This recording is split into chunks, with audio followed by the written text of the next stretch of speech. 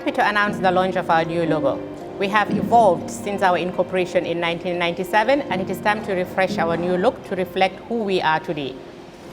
Before I reveal our new look, however, walk with me while I take you through our journey of the last 25 years. Trust Bank was incorporated on July 3rd, 1997 and began operations on October 1st, 1997. Following the collapse of the parent company of its predecessor, Meridian, the CBG stepped in and recapitalized the bank and held the shares in trust, thus the name Trust Bank.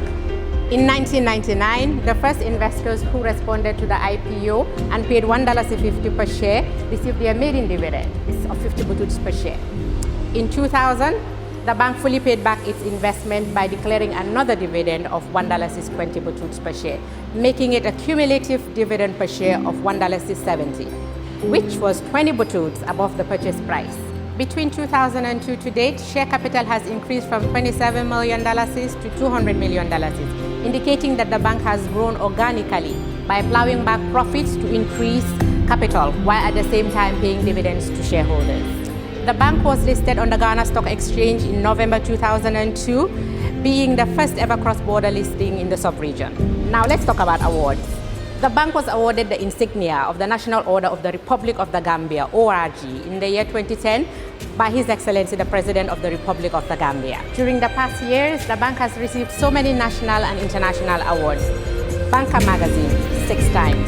Global Finance, 6 times. Gambia Chamber of Commerce and Industry, 5 times. We began operations with 3 branches. Now, we have 18 branches and 20 ATMs and counting. On digital services, mobile app, check. Online banking, check. Transaction alerts, check.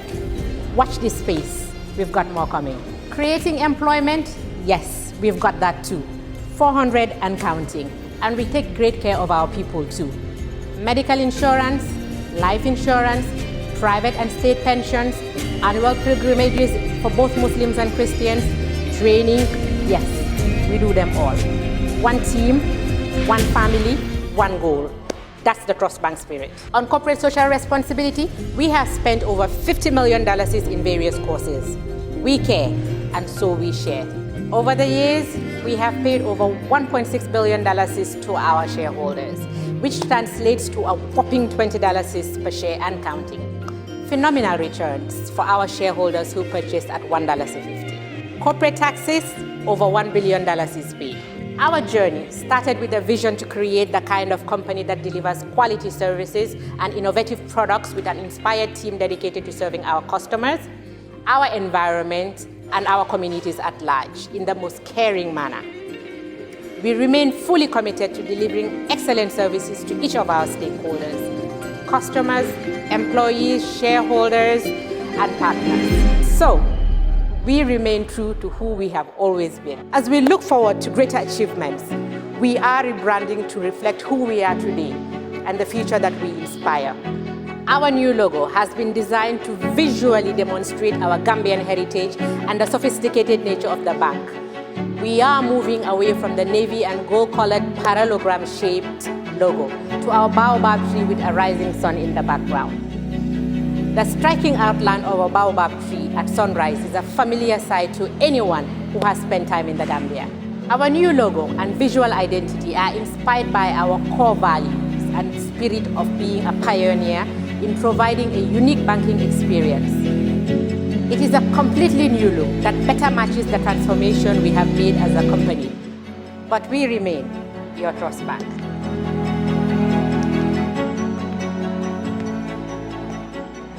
Ladies and gentlemen, it is my singular honor to present to you our new logo and corporate identity.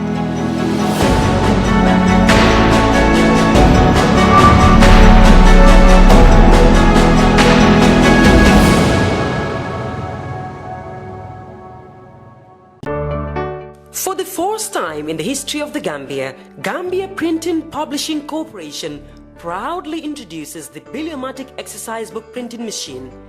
The machine has the capacity to print more than 20,000 books per hour. Yes, 20,000 books per hour. It also prints magazines, newspapers, calendars, flyers, normal books and all kinds of printed documents plus items at affordable prices. With the Diplomatic printing machine, GPPC can now render high quality and non-size restricted printing service supply across the sub-region. Rush now and partner with GPPC for all your public and private printing service needs. Print with us today and you'd be offered highly professional, reliable and efficient service delivery by our team of experts. The Gambia Printing and Publishing Corporation is here to meet all demands and is reliable at all times. For more info, contact us on 437-4493 or 437-4402. GPPC is Gambian and it's yours.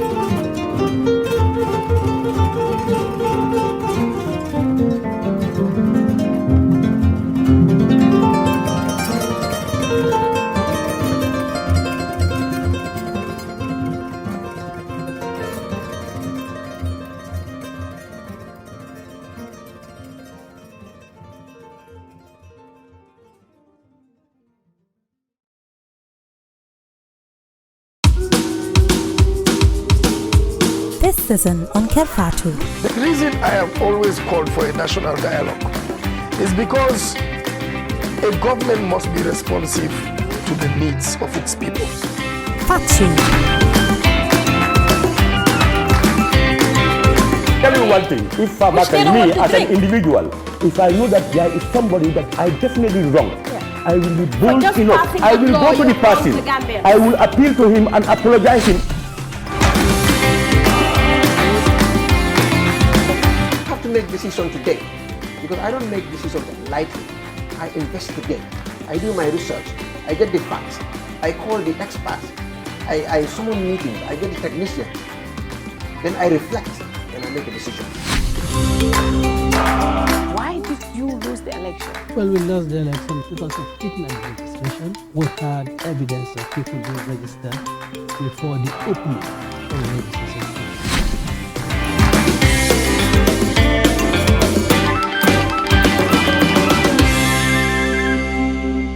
Hello and welcome to another edition of our show. It's another Thursday. What is today? July 11th? 13th. Oh, why am I going back? It's July 13th and we're here another Thursday from our studios in Tranquil, and of course we're going to be talking about something very, very important, the Gambian foreign policy. What is our situation right now? And to discuss all of this, I have Honorable Dr. Momodou Lamin Sedat Jobe, former Minister of Foreign Affairs and also a seasoned diplomat. Dr. Sedat, welcome to the show. Thank you very much, Fatou, and I take this opportunity to congratulate you for all what you've been doing since you set up this Kerr Fatou, the debates and the cultural awakening and political awareness that you've undertaken with your assistance. We're very proud of it. Thank you very much. Esa, It's another Thursday, and today first I want people to send us stars. Okay. You know, this is a country where my biggest frustration in Gambia is us content providers. This is a topic we have to discuss. I don't know what the Minister of Digital Economy is doing since this has been created to help content providers. Gambia is only country, I think, in the sub-region where nothing can be monetized. You cannot monetize our Facebook content. Even YouTube, you have to have address outside. So Facebook decides days that we can monetize. Today we can monetize. So if you're watching, send us stars. If you're watching, so that we have more money. So we can have more money. So that people who say keep their sponsors and calling sponsors to stop sponsoring us, when you guys are sending us stars, we don't have to worry about all of that, right? So send us stars because today our content is being monetized. Yeah. Welcome back to the show. Thank you. It's a pleasure. I think for the first time I'm sharing platform with Dr. Sedat Jobe. Dr. Sedat Jobe. Yeah. But I remember when I was very young, you know, his name was a household. It was a household name in the Gambia. Dr. Sedat Jobe, Dr. Sedat Jobe. And at some point I must tell you this, and for the first time I'm meeting you, that is why I have to say this. At some point I was like, oh, I wish one day I also become that Dr. Sedat. And I was surprised when normally when we have guests here, Esa will just come and sit down and Sani Kanaman Buguta interact. They show bitanga. But today I saw you standing waiting patiently to shake his hand. I was like, okay, what's going on here? Definitely. I'm not saying this because he's here, but I remember very well that during those days, when you talk of seasoned diplomats in the Gambia, the Dr. Sedat Jobe, the Babukar Blessed Jans, you know, we look up to those people, these people. And then I've always been saying that, I want to become a diplomat one day, and I want to be like Dr. Sedat Jobe. So it's a pleasure, sir, to have you here. And I'm sure the conversation will be not only intellectually, interesting, but also it will be of interest to Gambians out there, especially regarding recent happenings in the country when it comes to our foreign. But I hope also we'll be able to diagnose our foreign policy, not only talking about recent happenings, but what has been the direction of our foreign policy since the change of government. Of course, we want to learn from what happened from '94. I mean, but especially recent happenings from the Barrow era. Thank you very much, Esa. And we are also very proud of all your participation and contributions in the Fatou, Kerr Fatou debates and discussions. Thank you. And of course today I'm wearing Jufure. You know Jufure? Yeah, I think Do you know Jufure? Yeah, I know Jufure. The village?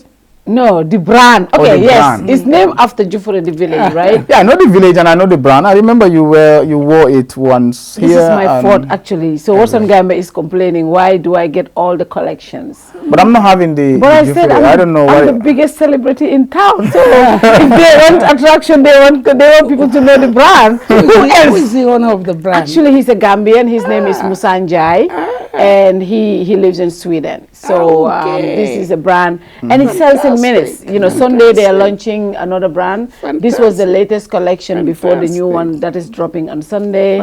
So every time they send me new collections, just so that everybody. But only you. I don't know why I'm left out anyway. I'm not important anyway. I'm not a celebrity. You are. I'll make sure Musa send you another collection very soon. But yes, I want to thank Musa for always sending us this collection. It's a Gambian brand, and we want to encourage Gambians to support.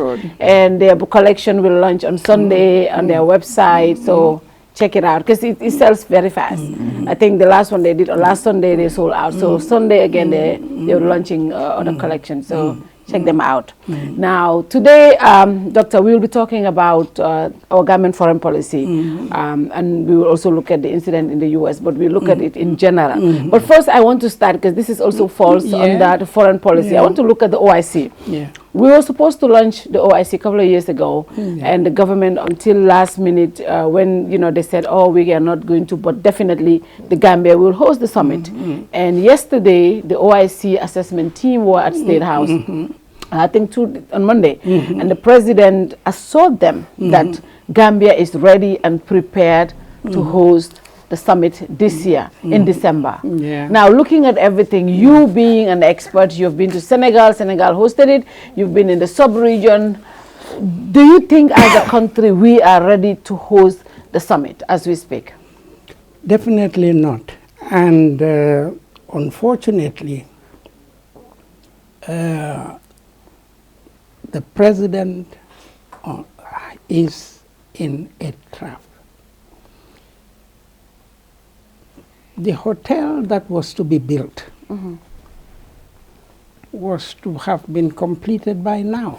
By 15 months, they exactly have not even July, started. they have not started, yes. We wrote a story about that last week. From now to December, 6 months, they cannot do it. The members of staff who should come, there are about 100 of them who should come from Turkey, some from Senegal, and there will be locally recruited people. All this is not yet done.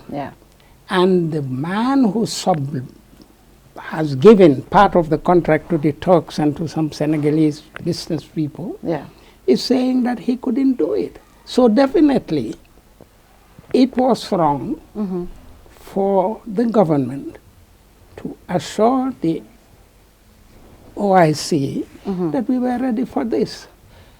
And one thing is an eyesore. And even a foreigner who passed by our conference center made it very clear. He's very much shocked we have such a very impressive building. But do you see the entrance to that building? It's an eyesore. So if already the main hall, which should be taking this conference and so on, is not even completed, how can they say that they are ready for it? There's a lot of preparation that has to be done administratively, hostesses, administrative officers, translators, interpreters, and various types of equipments that should be in place for such a meeting. Medical services during the conference, and so on. All that is not ready. And to be very frank with you, I think that was only a way of telling them, we still count on you to continue giving us a subvention so that we could continue building the infrastructure. But to be very frank with you, everyone knows that we cannot have. I do not think even we could have it at the end of next year if we want to do it correctly. But they will tell you the VIP lounge at the airport is ready. The conference center is ready, is being used. The roads are almost there. Yes, the hotel, we wrote this story.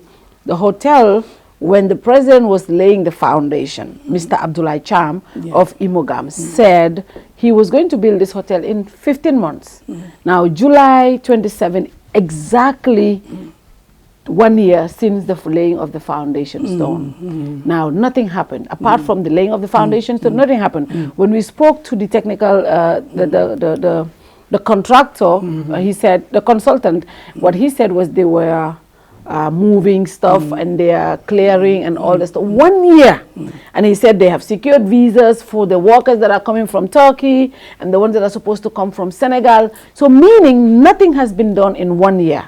Now the contract, the agreement was this guy was supposed to build this hotel in 15 months. Now what happens? You know, as a country, because I sat down there and I said, Buba, can we look at what happened what is happening at this hotel? Because this was something that was significant when they said the building was supposed to be for 15 months. It's 12 months into signing of that contract. Nothing has happened.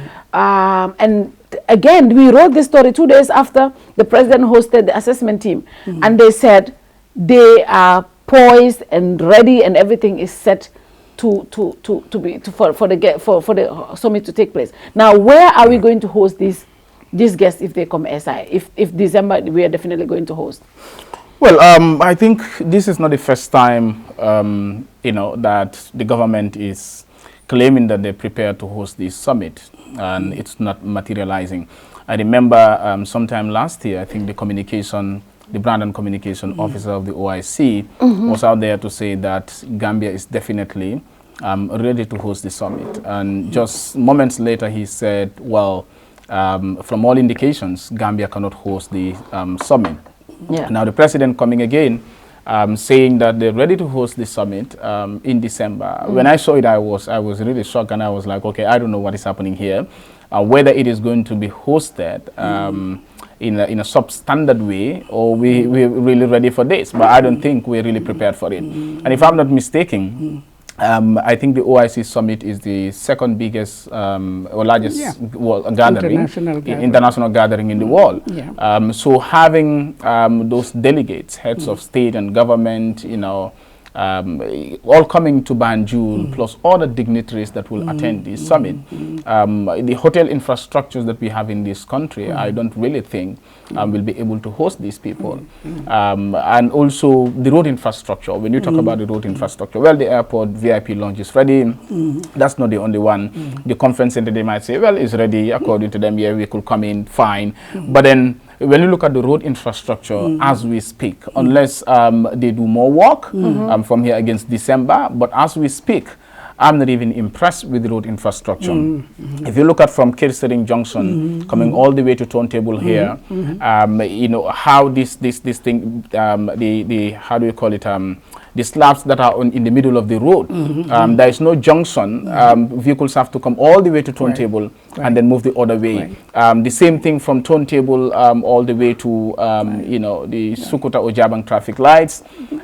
So even the waterways, because this is not only about the where vehicles are going to fly, but even the waterways. And what are we doing about that? And that is why at some point vehicles have to fly the main road, because the roads that have been created, emergency roads that have been created now are also filled with water, and vehicles cannot fly that road. So I mean, even the waterways are not properly you know, are not properly made.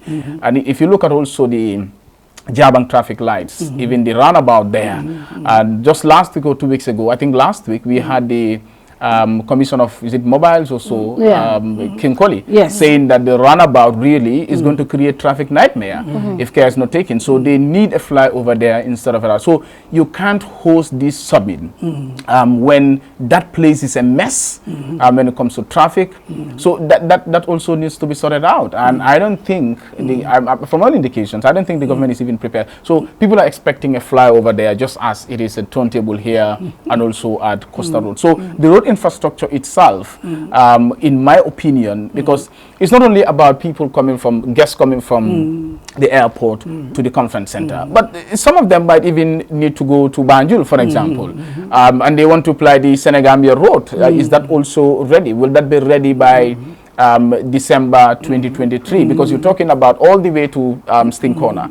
So is that fully ready? Will the contractors be fully ready with that? When it comes to the hotel, I think you know, no need to comment on that, because nothing has been done so far. Now what I'm saying is, we're not even going to assess it, because nothing has been done. Nothing has been done. So that tells us that really we're not ready to host this in December 2023. So I think Barrow should just be honest with these people, that from all indications, we don't think we are prepared to host this summit in December 2023. Can we have an extension? But I'm sure even the delegates, I am quite sure that if they made an assessment, entire assessment of everything, including the hotel infrastructure, I mean, they would have been like, okay, this man is just joking. Come on, you can't host this in December. But diplomatically, they wouldn't tell him that. Maybe they'll go back and say to themselves, look, it's better we look for another alternative. Gambia will not be able to. They don't necessarily need to tell the Gambia that, look, you cannot host this, but they can say, we'll look for an alternative to see how this conference can be hosted in December 2023, but not the Gambia. So I think we really need to be, we don't need to be in a haste to host this summit. Let's have the groundworks done properly, the road infrastructure properly done, the hotel bill. At the end of the day, after the conference, this is beneficial to the country. We're going to benefit a lot from it, revenue-wise and all that, even infrastructural-wise, road infrastructure. So we don't need to be in a haste just to impress those people outside. When I say we don't need, I'm talking about the government, because they are the ones in charge. So we don't need to be in a haste to just to impress people outside, but let's do the groundwork to make sure that everything is put in place, so that we can successfully host this summit. Because it's not only about hosting, but successfully hosting the summit is the most important thing, so that you can have a legacy at least. So, and Doctor, the reason why it is important to get it right, because look at what happened in Senegal when they hosted the OIC. I mean, that's where they got all these infrastructure that they have now, they took advantage of it and also made sure they developed the infrastructure. And if we are properly able to do that, we will have the same advantages. And that is what countries look forward to, building your economy from these summits and also developing your infrastructure. But again, if we keep promising OIC Secretariat that we will host every other year and we are still not ready, what kind of reputation does that give us as a country? You are a seasoned diplomat. Is it just okay to say we will do it when we cannot, or should we just tell them, look, we are not prepared, we are not yet ready, let's give us time? What do you think should be done exactly? To be frank with you, if we consider the fact that there's a problem of national pride and that we feel ashamed that the OIC has invested so much into this in this country for this to take place, but that we have not been able to keep to the timing of things. I was associated with the OIC for a very long time when I was a professor at the University of Dakar. I used to travel with Karim Gueye, who was the foreign minister of Senegal and became once the Secretary General of the OIC.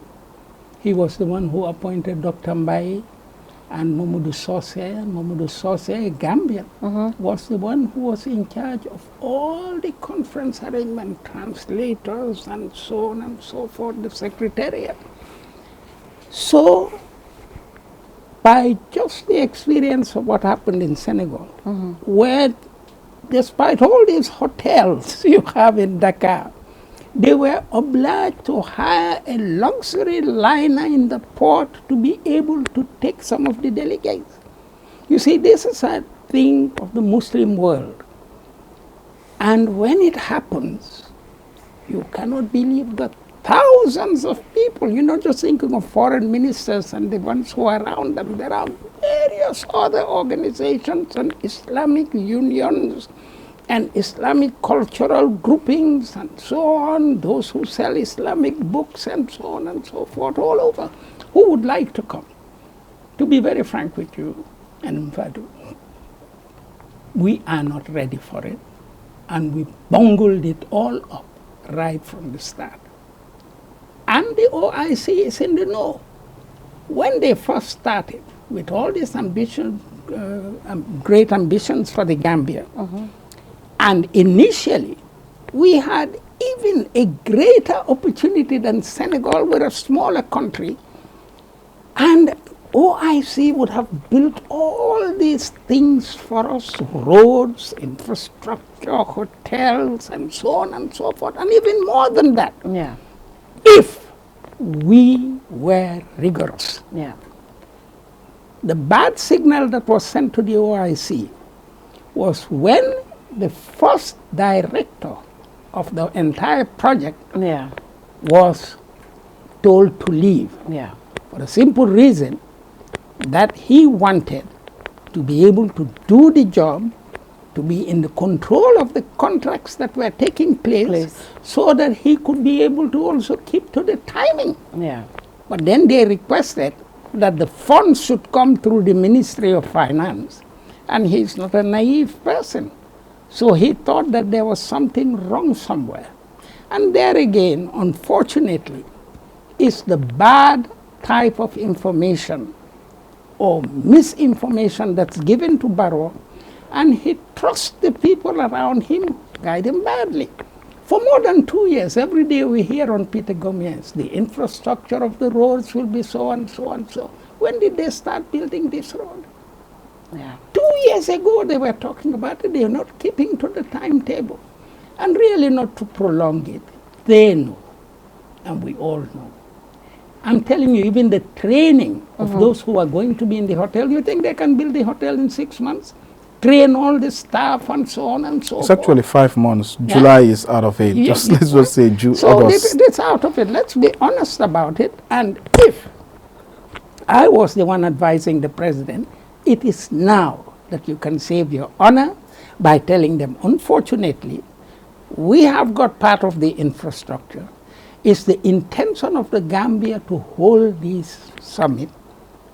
But as a small country, we will be very grateful if for the next 2 years, you could be able to go elsewhere. That will give us enough time to train our staff, to have all the infrastructure that we need, so that we could hold a memorable OIC meeting in the Gambia.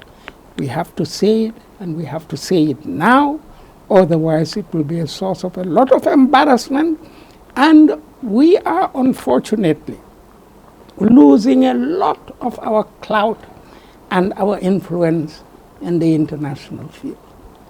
I mean, for this reason, we shouldn't add the OIC to it.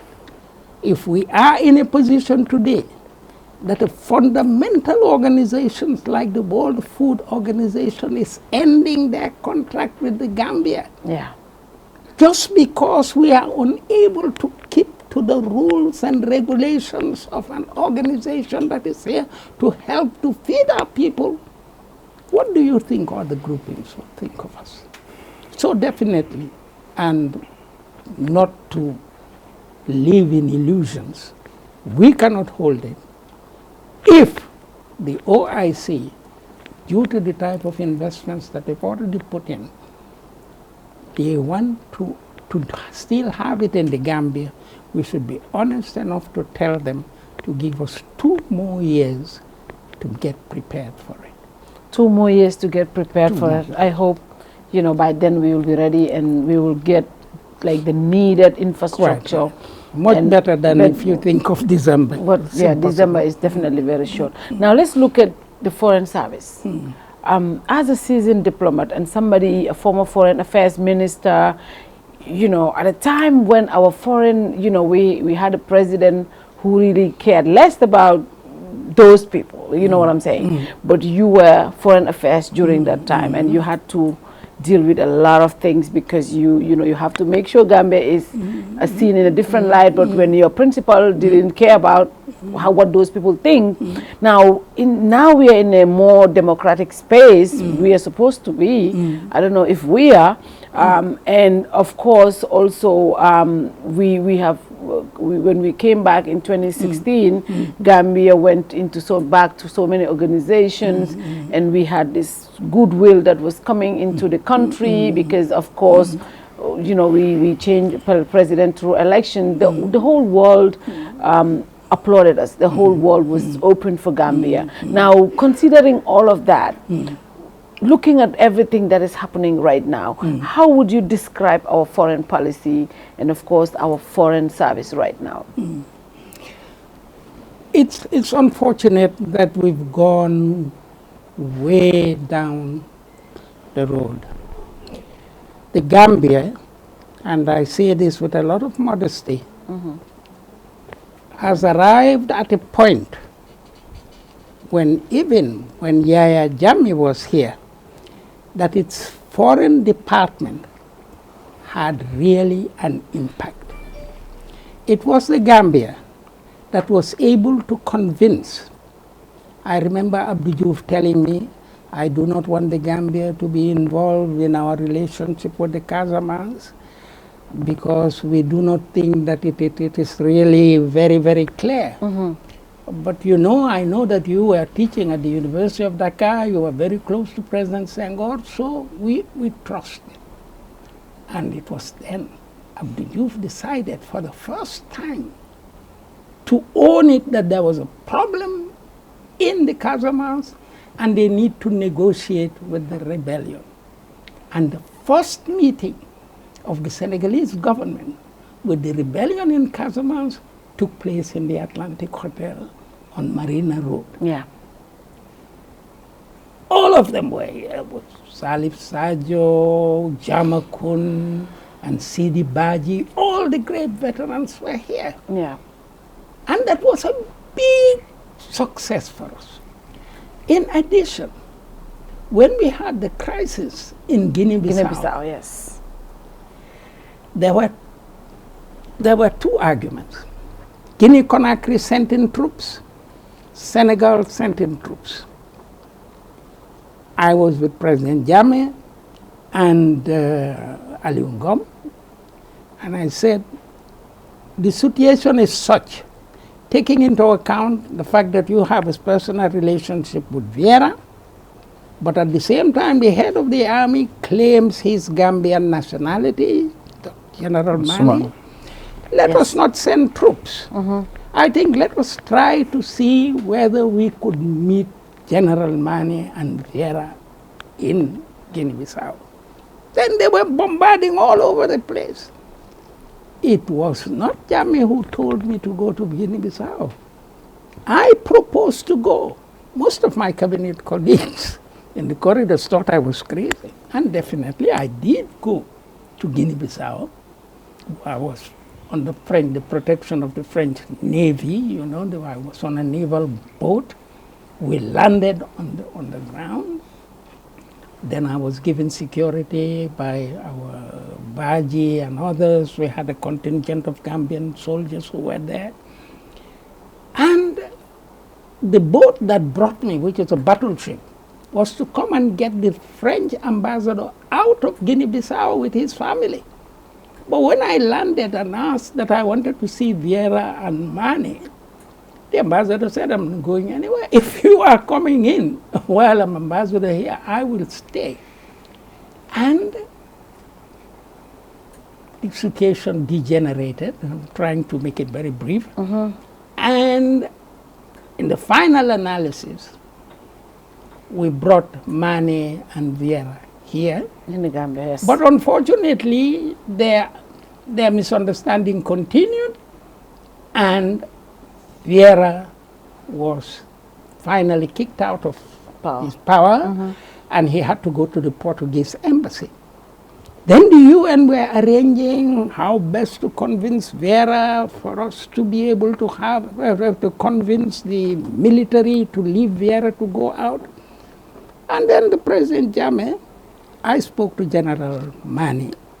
The President said he will talk to Mani and to Vieira. We couldn't get Vieira.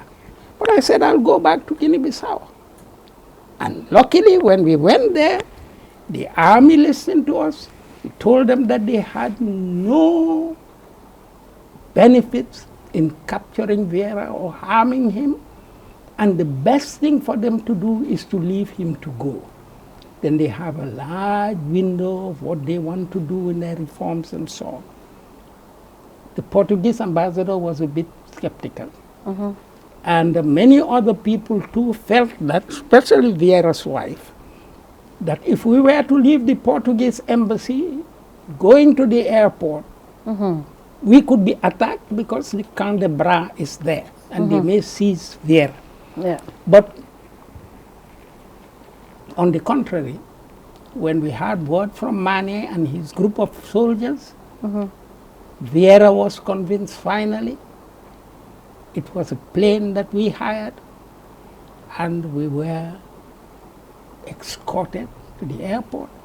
And I can still remember when they saw him going in, some people in the airport were saying, oh, Vieira, he's there, he's escaping.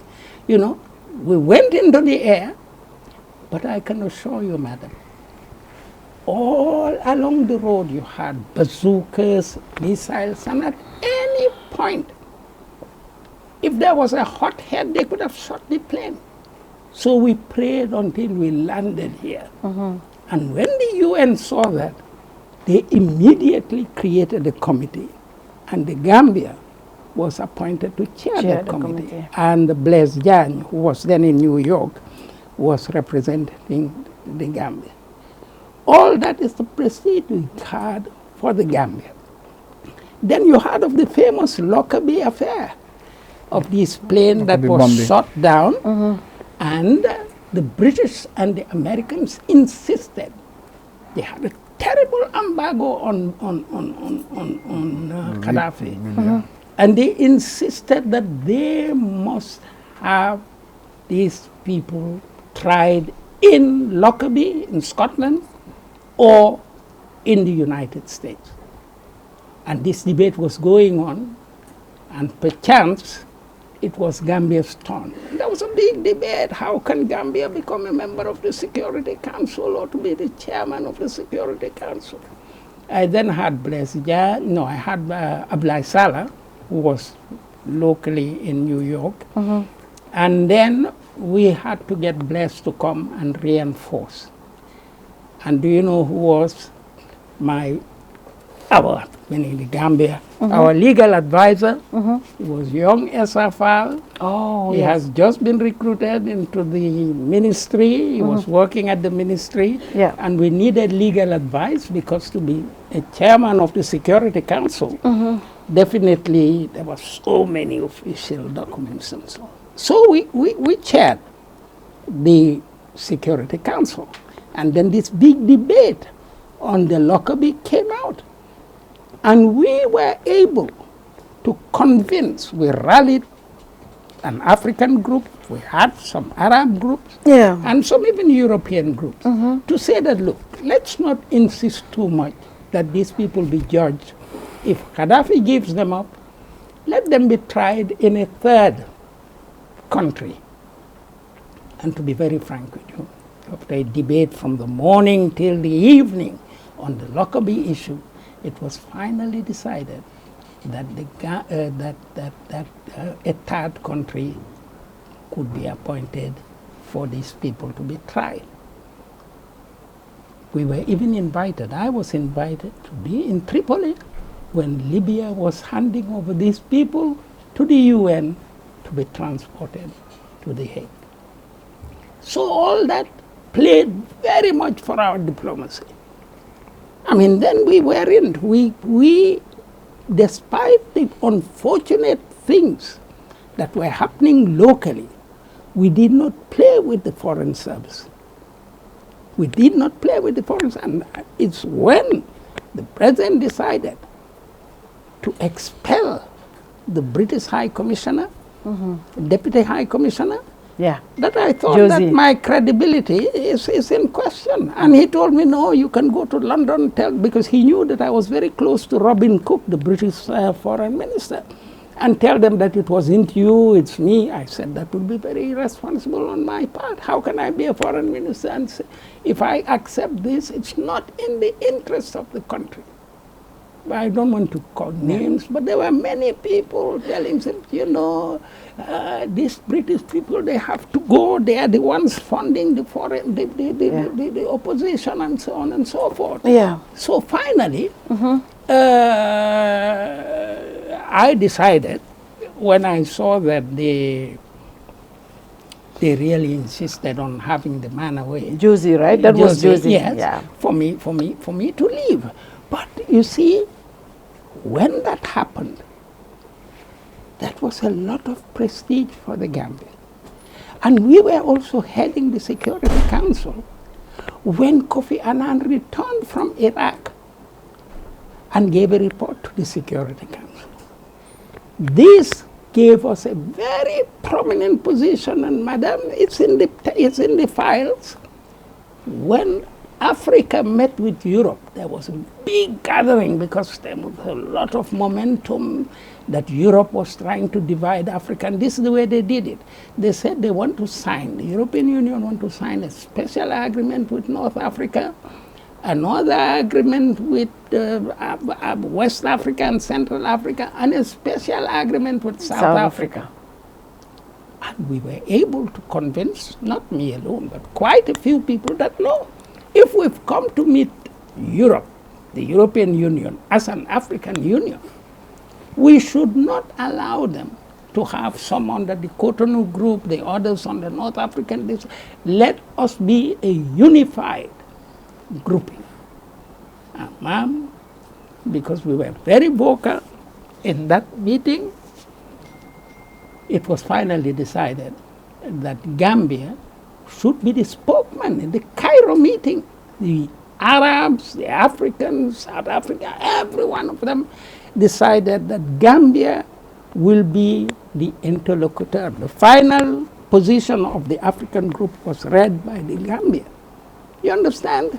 And this gave us a lot of prestige. When in Ethiopia, in the OAU, and so on. So we had gone to a point where we needed assistance or collaboration, this was quite easy. And we had a very strong policy.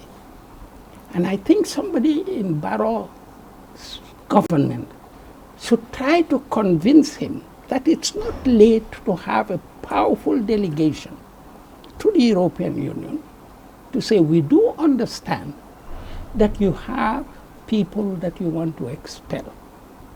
But the volume and the sudden manner that it is taking in a fragile country which has just come from such an experience, we will not be able to absorb them.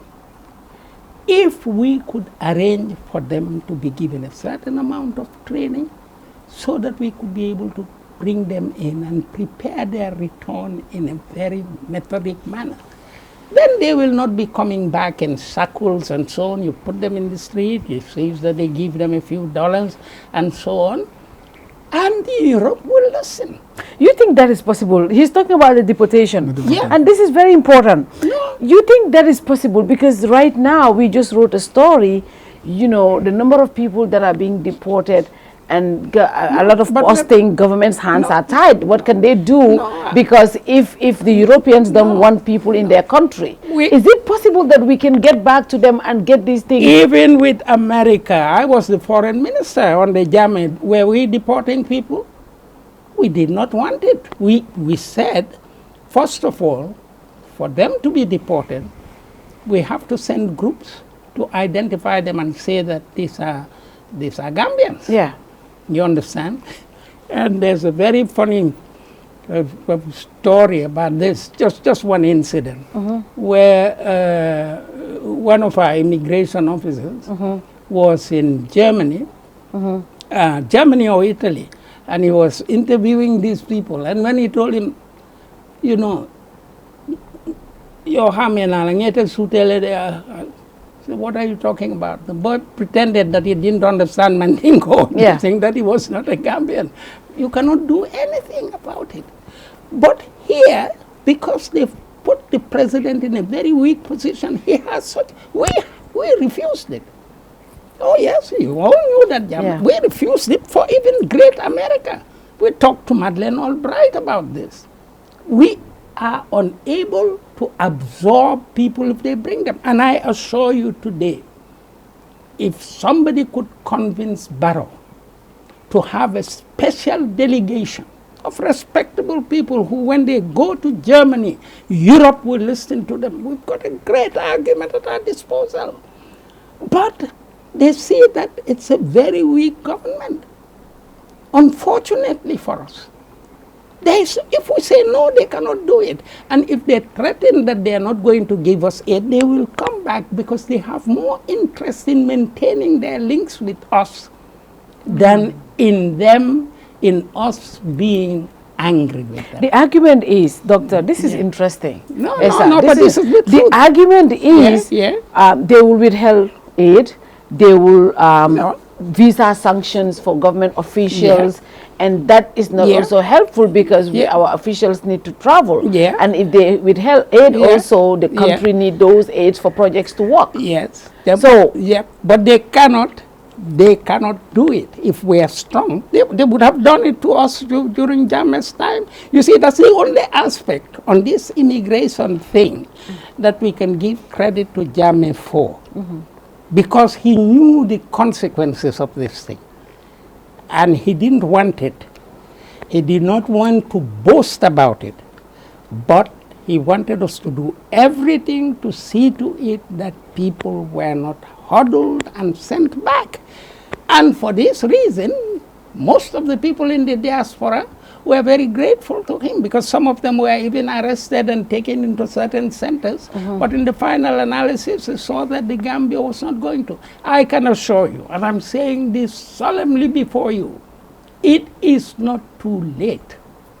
And this business of a visa being refused, but Europe cannot do that because they have a common interest in discussing with us And what is having a visa to go to travel when you have 30 people being shackled and brought back to your country who may turn out to be very powerful criminals or may get involved in drugs and bring in certain things into this country, or some who are in very good health and are prepared to work, have not been prepared or anything has been done for them to come back home and go into active life. I'm telling you that everyone in the diaspora, at some point or the other, dreams of being able to come back home in order to work here. Yeah. That what they're doing is to help their family to gather everything, to build a house and so on and so forth. None of them want to eternally stay there. You see? And it is not late, I can assure you. Why do you think we're in this situation? Is it the caliber of men that we have in our foreign service now? Or is it because they don't, the political will is not there to do this? Do you think it's the caliber of men that we have in the service? You see, if you say that, immediately they will feel denigrated. And to be very frank with you, I have come to a point where I discovered, and I think you all know it, that denigrating, insulting, downgrading somebody and so on, it does not take you anywhere. It doesn't. It doesn't change a certain thing. But let us look at the reality. What is the reality? What is the reality? The reality is Barrow, who had a very magnetic presence when he was appointed president, came to power on the fact that he did not have any technicality or knowledge as to how to govern a country. For the first 2 or 3 years, counted upon the head of his party, who, of course, as you know, has a battalion of civil servants and people who've been experienced in government and so on, who've served on the Jawara and served on the Yahya Jammeh and so on. So for the first 2 years or 3 years, you saw quite clearly that the thing was going on very smoothly. Yeah, because we went back to Commonwealth. We went back to the Commonwealth. ICC. We went back to ECOWAS. We were very much respected by Europe. I can assure you. I was then ambassador in France. In France. Yeah. When I arrived, France was ready to give us 30 million. But around October, I arrived around October. That was what they were going to contribute in June. Around May, with the ambassador who was in Dakar, very dynamic and liked the Gambia very much, and Monsieur Prince, who was at the Élysée as the African advisor of President Macron. By February, March, they said, oh, nous avons une bonne nouvelle, we have good news for you. We're going to augment our contribution to 40 million euros. That was a grant. By June, when we went, when Satang was ambassador in Brussels, already, when I arrived in Brussels, the head of the French delegation told me, look, we are going to give 50 million euros as a grant to the Gambia, which they did.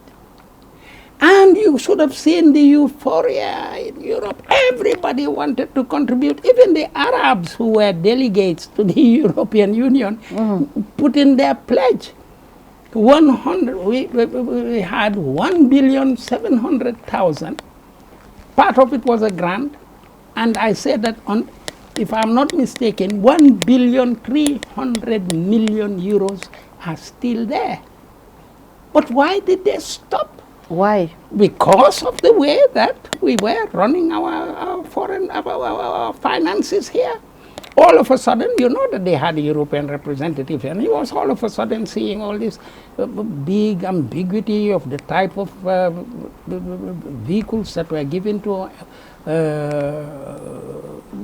national assembly members and some of them that were bought for the parties and so on and so forth. They said no. And let me confirm to you today, you know the reason why they convinced Barrow, look, this money coming from Europe is very complicated, which is true, Part of it was a grant. We were able to suck out of it, I think, 200 million euros, which we spent, but all the rest is there. But how do you access those resources, Esa? You have to prepare a project document. You have to know what's a project document. This is what I want to do in the country. I want perhaps to improve the hospital, these things. This is what I want to do. But we had the NDA and the National Development Plan, NDP. Yeah. No, you have to be more, you have to select from that and make a specific program. Say how much you want for the hospital, what type of equipment you want to buy, scanners and so on and so forth, training for nurses, training for these things and so on. And this should be meticulously done and sent for approval. If in that calculation you needed about 300 million euros, and they check it and it's approved, the amount is released. Now the people around the president told him, you know, this is too complicated, because they didn't want to put themselves down to the task, or they do not have the expertise, or they think it's too complicated and it will take such a long time. They told the president, look, all the countries, and for us now, we can access loans. Wow. You understand? And it's much more easier. All what we need is to try to have a loan, to get it approved by the National Assembly, and as soon as it's approved by a National Assembly, we have the guarantee that the World Bank or the IMF or for various other Paris Club and so on will release the funds. And when those funds arrive, they are no more in the scrutiny that a project document funding is. And this is the reason why all of a sudden, whenever they needed money, they told the president, look, president, we can get it. I don't think that's the way they really say it, but they must go, because to be frank with you, and with all due respect to Barrow, do you imagine Barrow sitting down and calculating what we need as money for the hospital and so on and so forth in details? No. And this is why they come to him, they convince him. Just take the most scandalous conviction that they gave him, Esa. The people who went, and everyone knew, they went to see the president. They told him that if we have this tax for security at the airport, we will be getting this amount of money. For 15 years, we'll get this. I do not want to say anything that I wasn't there, but they must have told him the amount of money that they'll be getting if this thing goes through. And it is no secret that the Attorney General's chambers advised against it. The Ministry of Tourism advised against it. But the lobby that was around him convinced him that he should sign it. So here is a contract which is binding, not approved by the National Assembly, but until today is being paid for. And there is no justification for it, and nobody can question it, because if you do, you are considered a Jawo, an enemy of the government. You don't like the government.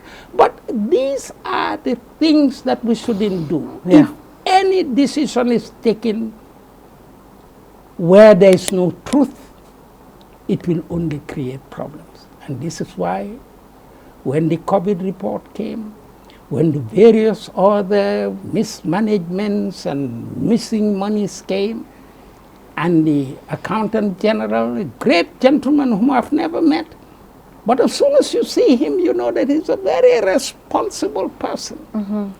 Now, when we have a person like that, controlling, auditing the government, madam, wherever we go and we ask for grants or loans, we will have it. So what you're saying essentially is important to have credible people in the system. Oh, yes. Because, you know, when internationally, yes. when you go out ESA, it is who, they, you know, they look at also who is representing us. Who is talking on behalf of this country? Who is negotiating? Do they even know what they're trying to get? I think this is important, especially ESA, looking at the deportation issue. He said something very important here, how government can still fix this. Because I think that is important. We will come back to, you know, the other issues in the foreign affairs, but getting government to fix this ESA, that is important. I'm amazed that that can be done. Telling you. Let us not even think of party this thing or anything, and let it be even outside my own presence. There are seasoned diplomats in this country who are all twisting their fingers. If a good grouping of those people are sent with the type of instruction that is needed, to be very frank with you, I can guarantee that it will not fail. I know that. I feel it. I know it. You know, I don't want to say if I went. If I went, of course, it will be, it's certain that it will stop. Because it's not the first time I negotiated things like that. But I'm saying let Barrow take any other person. You see, there was a time it was nearly going to work. When Sidi Ajata went to Germany, and he went and reported the matter to the president and the vice president, and they bungled it up. There was no follow-up. There was no follow-up. There was no follow-up. There was not, if Sidia himself would have just stopped it, because you see, they are human beings like us. And they know that now they're taking advantage of us. I mean, when you see a policeman who's escorted some people in a plane, putting them in circles and so on, and later on you see those people, the escort team, it's not even the ambassador, but the police escort, standing, flanking the president and taking a photo with him. You've seen that. One of the German planes, when they landed, they do that. So they know fully well that here is a country we are bullying. We want to get rid of some of these people, of course, but then these people have been here for a lifetime, some of them 10, 20, 15 years. It could be stopped.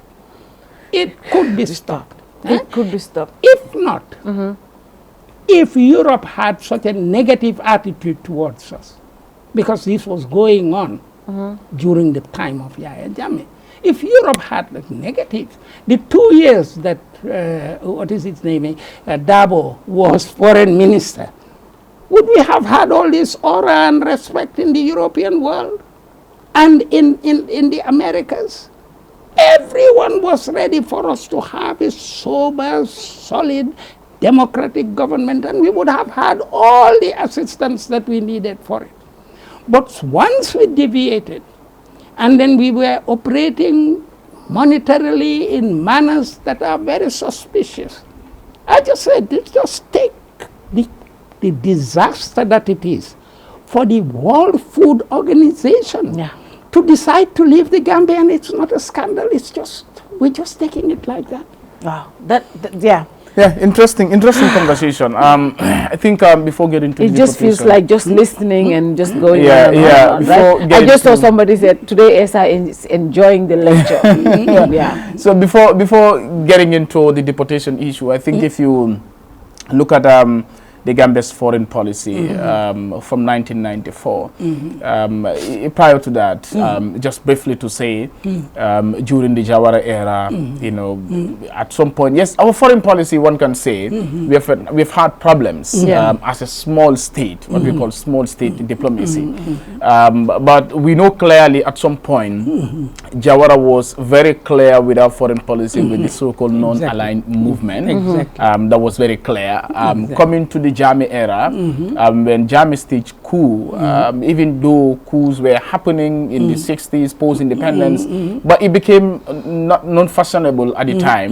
As a result, any country that experienced military coup, the first thing that will happen is international isolation. Of course, the AFPRC regime, you know, faced that international isolation.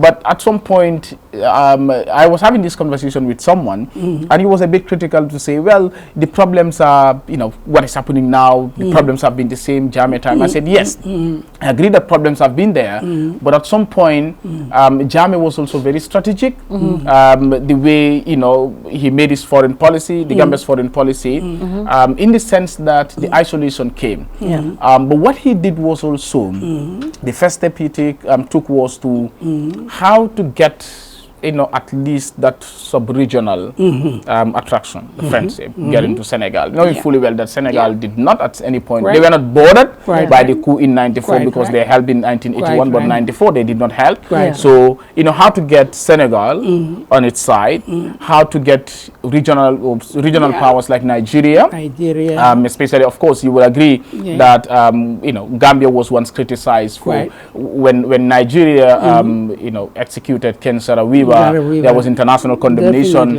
and the Gambia, you know, did. Of course, that was during the time when they were the Security Council. They supported Nigeria and asked that, look, the international community, the sanctions that they put on Nigeria were quite unfair and unnecessary. And they also, so he started moving towards countries like Libya, you know, moving out. And the international community at some point felt like this was a strategic move. He got his allies closer, got friends at the regional level, from sub-regional to regional level, now outside. And all those countries, all those agencies or institutions, financial institutions that stopped providing aid to the Gambia, at some point had to come back because now Jammeh was receiving that endorsement, and not only sub-regionally but also continentally. So that was quite interesting how he was able to get the international recognition that the Gambia requires, even though there were a lot of challenges out there. But of course, like I said, this was also I read Professor Abdoulaye Sen's article on Gambia's foreign policy from 1994 to 99, where he talked about Gambia's foreign policy successes, according to him, the successes. Also, one could credit it to the caliber of seasoned diplomats, himself, the Babakar Bless Jans, the Bolon Sonkos.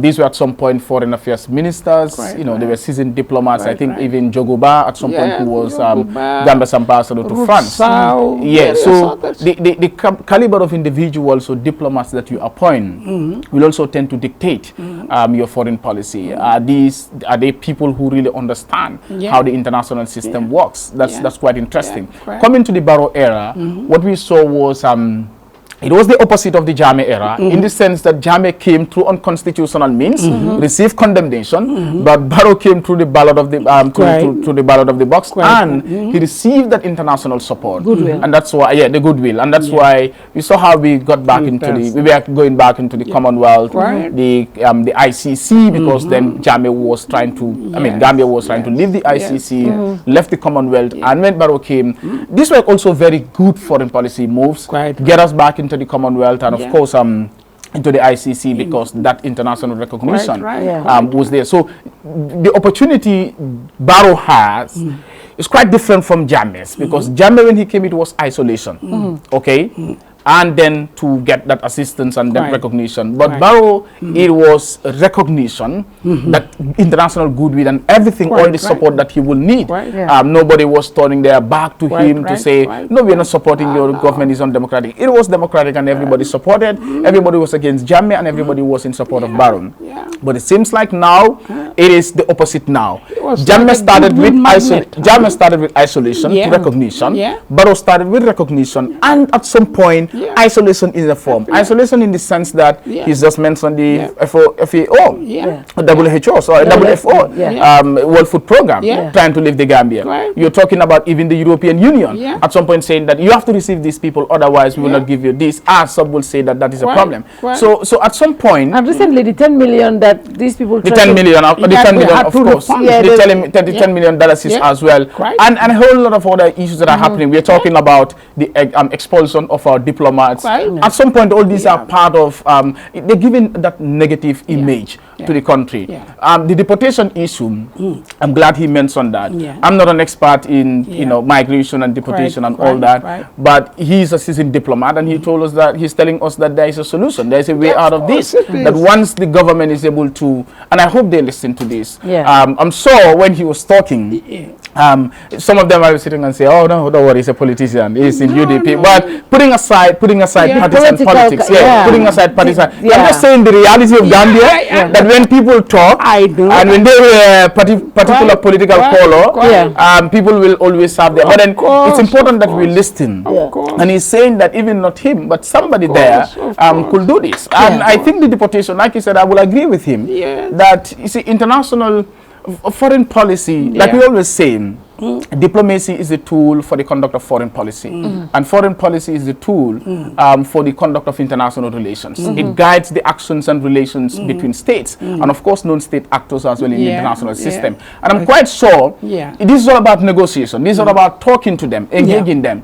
I'm sure if they should be able to engage these people, they'll be able to address the issue of deportation in a sense. And of course we will come to the issue of the caliber of individuals that are normally appointed to these missions, looking at this specifically. We'll get to that. We'll get to that. Yes, we'll get to that. Now let's talk about the what really happened this week. Yes, I just wanted to say it's good what you mentioned.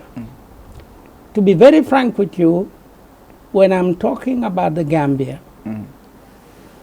I wanted to be clear, me belonging to the UDP has nothing to do with my thinking of what is right for my country. And for my country, let me clarify a few things. And it's not because of that. How many people know in the Gambia that I am directly related to Dabo? Dabo's grandparents are my grandparents. Tobo Kemo, Bakari Dabo, and my grandfather, Fodemadu, who's been given the name of Fodemadu of the NIA, you may have heard of. My grandfather was the first alcalo of Bansang. He is my mother's father. He got married, because of his prominence, to my grandmother, Sireng Bande, who is the daughter of Musa Molo, the sister of Cherno Bande, Musa Molo's eldest son. So, from my mother's side, I am related to Musa Molo. From my grandfather's side, we come from Dobo. It's Bakari Dabo and Fodemadu, who are the founders of Pansang. But I worked in the Jawara government. I worked in the Jammeh government. And when I was working in the Jammeh government, Dabo is my cousin. Despite the fact that he was coming to my house, was even leading prayers in my house. He knew all my sisters, Nami Kurang, and so on and so forth. In addition to that too, what is this single Nyasi was nearly all the time in my compound, and people were saying, why am I receiving these opposition people? And when Yahya Jammeh wanted the opposition MPs not to go to Taiwan, the ambassador told me, you're going to put our government in a very difficult position. I convinced Jammeh that Khalifa Saleh and Sidi Ajatan and all the opposition of that period should be allowed to go there, invited by the parliament of Taiwan.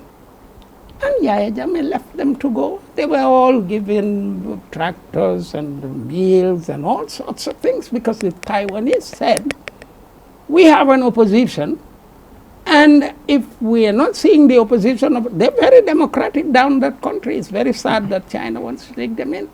So therefore, when they are a bit skeptical about me saying that it is possible, I assure you, if for 1 second I have doubts that it won't work, I wouldn't say it. You wouldn't say it. I wouldn't say it. You wouldn't say it. And it's there that it's very sad. When the president says, all of you come and help. Yeah. When you say that, you have to create an atmosphere in which some of these proposals could be given to you. Yeah.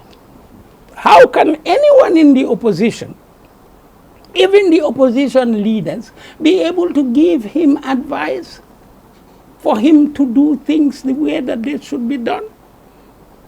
He saw what was being done in the Foreign Service during Davos period. And he saw to it that the people were sending abroad. Before we left here, we had a 1-month training at Paradise Hotel for diplomats. Yeah. For all those that he appointed who did not have any, we gave them a notion with Ibutal and others, Blessed Jan and everything were there. So to be frank with you, you're very right. They will be skeptical. But I'm saying it's even out. Let me not be in. Let the president ask his foreign minister to get him a committee led by the foreign minister if he wants to, but with the right approach and the right words to say to Europe. And Europe will listen. And Europe will listen. And our biggest problem in this country, if ESA says something that they don't like, ESA is UDP. Of course. If Fatou Touré says something, Mom, me, I'm tired, I'm UDP. Okay, fine, so what? If he says something, he is UDP. Yeah. And because they believe you are UDP or you are opposition, they don't listen to you. Don't oppositions and people who bring to different camps have good ideas? But let me just tell you one thing. And this is our problem as a country. And I think until we graduate from all of this, we are not going nowhere. Let me give you a secret. I remember that upon the But you see, I don't think it will hurt him.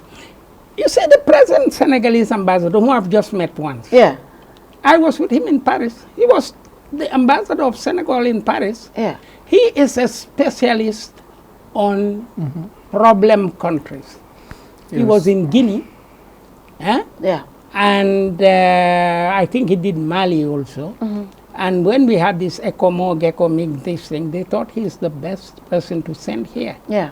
But this is a man who doesn't do politics. No, he doesn't. No, I'm telling you, he doesn't do politics. And no one will question him. You go to any of the embassies in Europe or in Africa, you will find people of the Conservative Party or the Labour Party as diplomats. You understand? So if we want to think that all the stuff you're going to take in your even the US, you have their councillors and their diplomats. Some are Republicans, some are Democrats. Right, yeah, exactly. I mean, I see this particular person, John McCain's wife, right? He's an ambassador that Joe Biden appointed. Yeah. He's like their daughter, Megan, is Biden's biggest critic. The kind of things he said about the president, right? And he's like her mom is an ambassador that is being appointed by the president. And in Gambia here, just when your family or you even have business with government, you cannot even say anything. Right. I mean, we have to graduate from these kind of things for us, our country to move. I'll tell you something. But this is sad.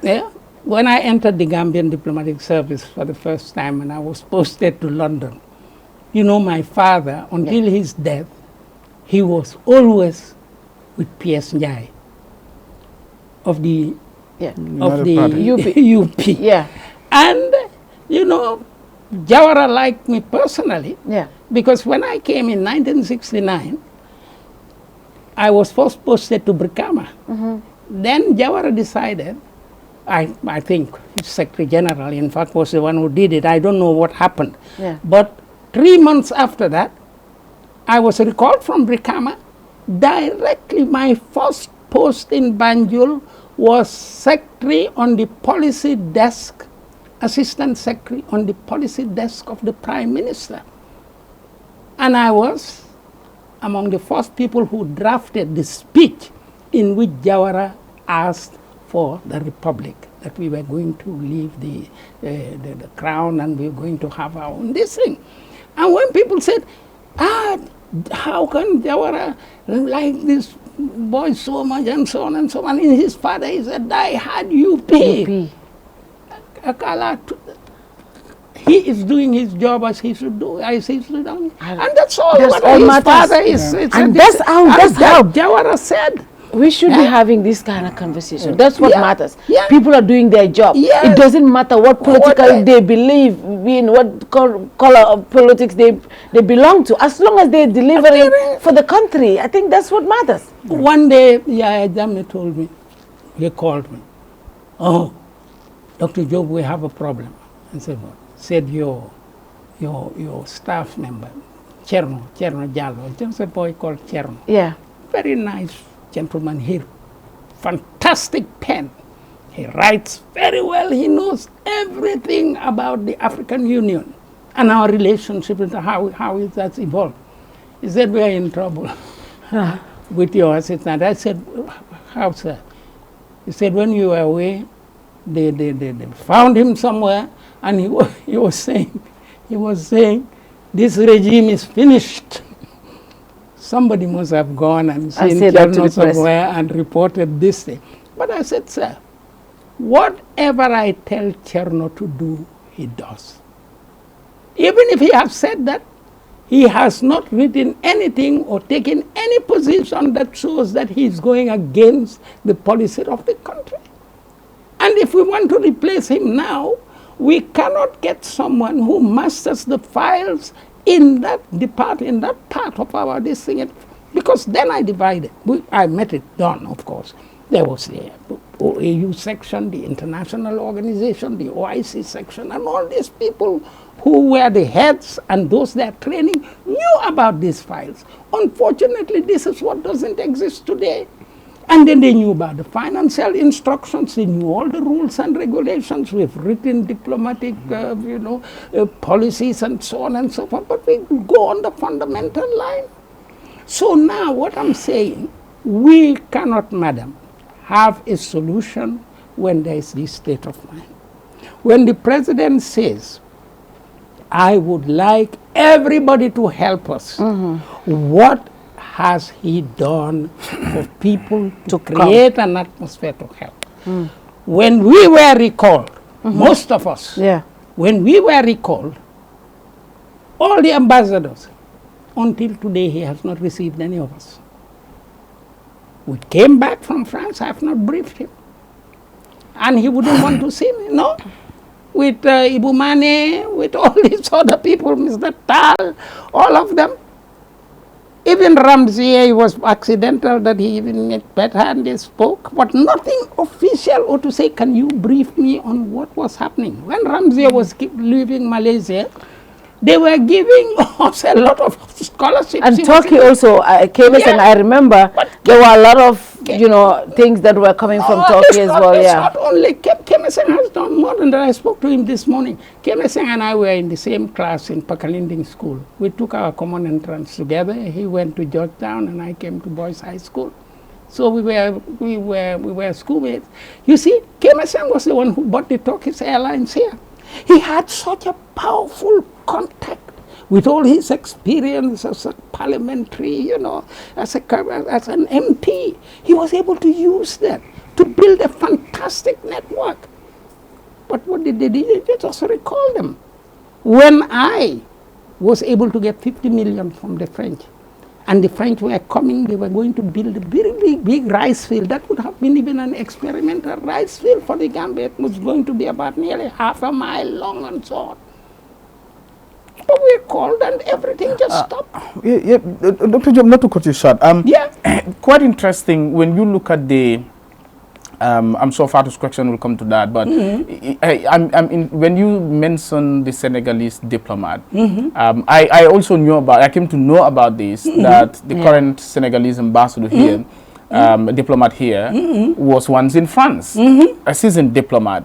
And I look at, okay, this government has also, at some point, I think sometime last year, they said they're going to increase the number of embassies or missions around the world. I think they're adding 3. Germany is there, I think Japan or where. And you think of the Gambia's foreign policy partly. When the president speaks, he always say, Gambia's foreign policy is about respect for territorial integrity, sovereignty, mutual respect. These are broad. These are very broad statements. That is common for every country. Every country is interested in respecting mutual respect. These are fundamentals. Yes. But to be specific and to be strategic, you look at Senegal, the caliber of ambassador, diplomats that we send there. Just like you say, not to downgrade anyone, not to belittle anyone, not to be personal. But you look at our diplomat there, for example, you know, somebody who was working at the UTG as accountant, appointed as Minister of Youth and Sports, and then you send him to Senegal, as strategic as it is. See, and Senegal is always strategic. They have a seasoned diplomat who is appointed here. And there are, Gambia needs to be very strategic in its foreign policy. And there are countries that I will say are very, very important when it comes to our foreign policy. Senegal, strategic as the only neighbor. Nigeria as a regional power. South Africa. In Southern Africa, the only mission we have is South Africa. Then you go to Europe, you're talking about the EU. Brussels. You're talking about the UK. You're talking about Paris. And UN, when you go there, you're talking about Washington. These are very important. Okay, but when you come to South Africa, for example, in a personal again, the entire Southern African region, we have only one mission there. You have somebody who is politically compensated, okay, to be there. You have, how do you call it, consular? My husband, Rambo? No, not Rambo. Fatma Jahumpa is the ambassador there. You're talking about a consulate. Rambo is the consulate. Yes, he is also politically compensated. You go to other places, Mauritania, okay, those maybe, at least those are in West Africa. You have Nigeria there and all that. But when you look at all these scandals happening, at some point it tells you that the kind of diplomats that we send out there, number one, who don't have the training, all that is happening is the president is interested in compensating them politically. We're talking about Sirifo Sonko being appointed as protocol and welfare officer. And then that has not even been budgeted.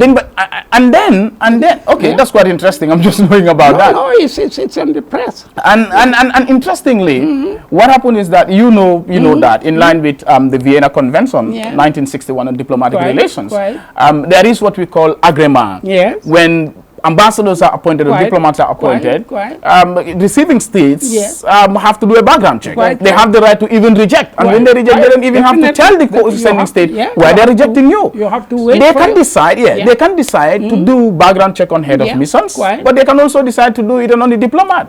And if they do this background check on some of these people, I mean, not to be personal again, but if they do background check on Sirifo, for example, what could it reveal? It could reveal something that is not good for the reputation of the country. You're already sending somebody who has an issue. You're talking about also, the last week I mentioned it here, somebody who was working at the Pan-African Parliament, a continental legislative body, who has issues there. I mean, the records are there. Okay, corruption and everything. And you brought that person, made him Director General of Cura. You're talking about another diplomat in Russia who was involved in very immoral acts. On all that, it was out there. The evidence is there. That is Yankuba Sedi. You brought him and appointed him as permanent secretary. Do you understand? You're talking about in the US, what happened there? You're talking about in 2014. This was in 2014, I guess. In the UK, the tobacco scandal there, involving some of our diplomats. And a whole lot of scandals happening. This is also attracting, that is the isolation I am talking about. It is giving the Gambia that negative reputation. And of course it could, because those diplomats that have been expelled from the US, for example, I think you will get to that. I'm coming to that now. But they will have that reputational damage. It is not only about the US. But even other countries. Whenever you appoint those people, even in the future, even not the present government, a future government that comes and appoint them, they could do a background check and say, no, they are not coming here.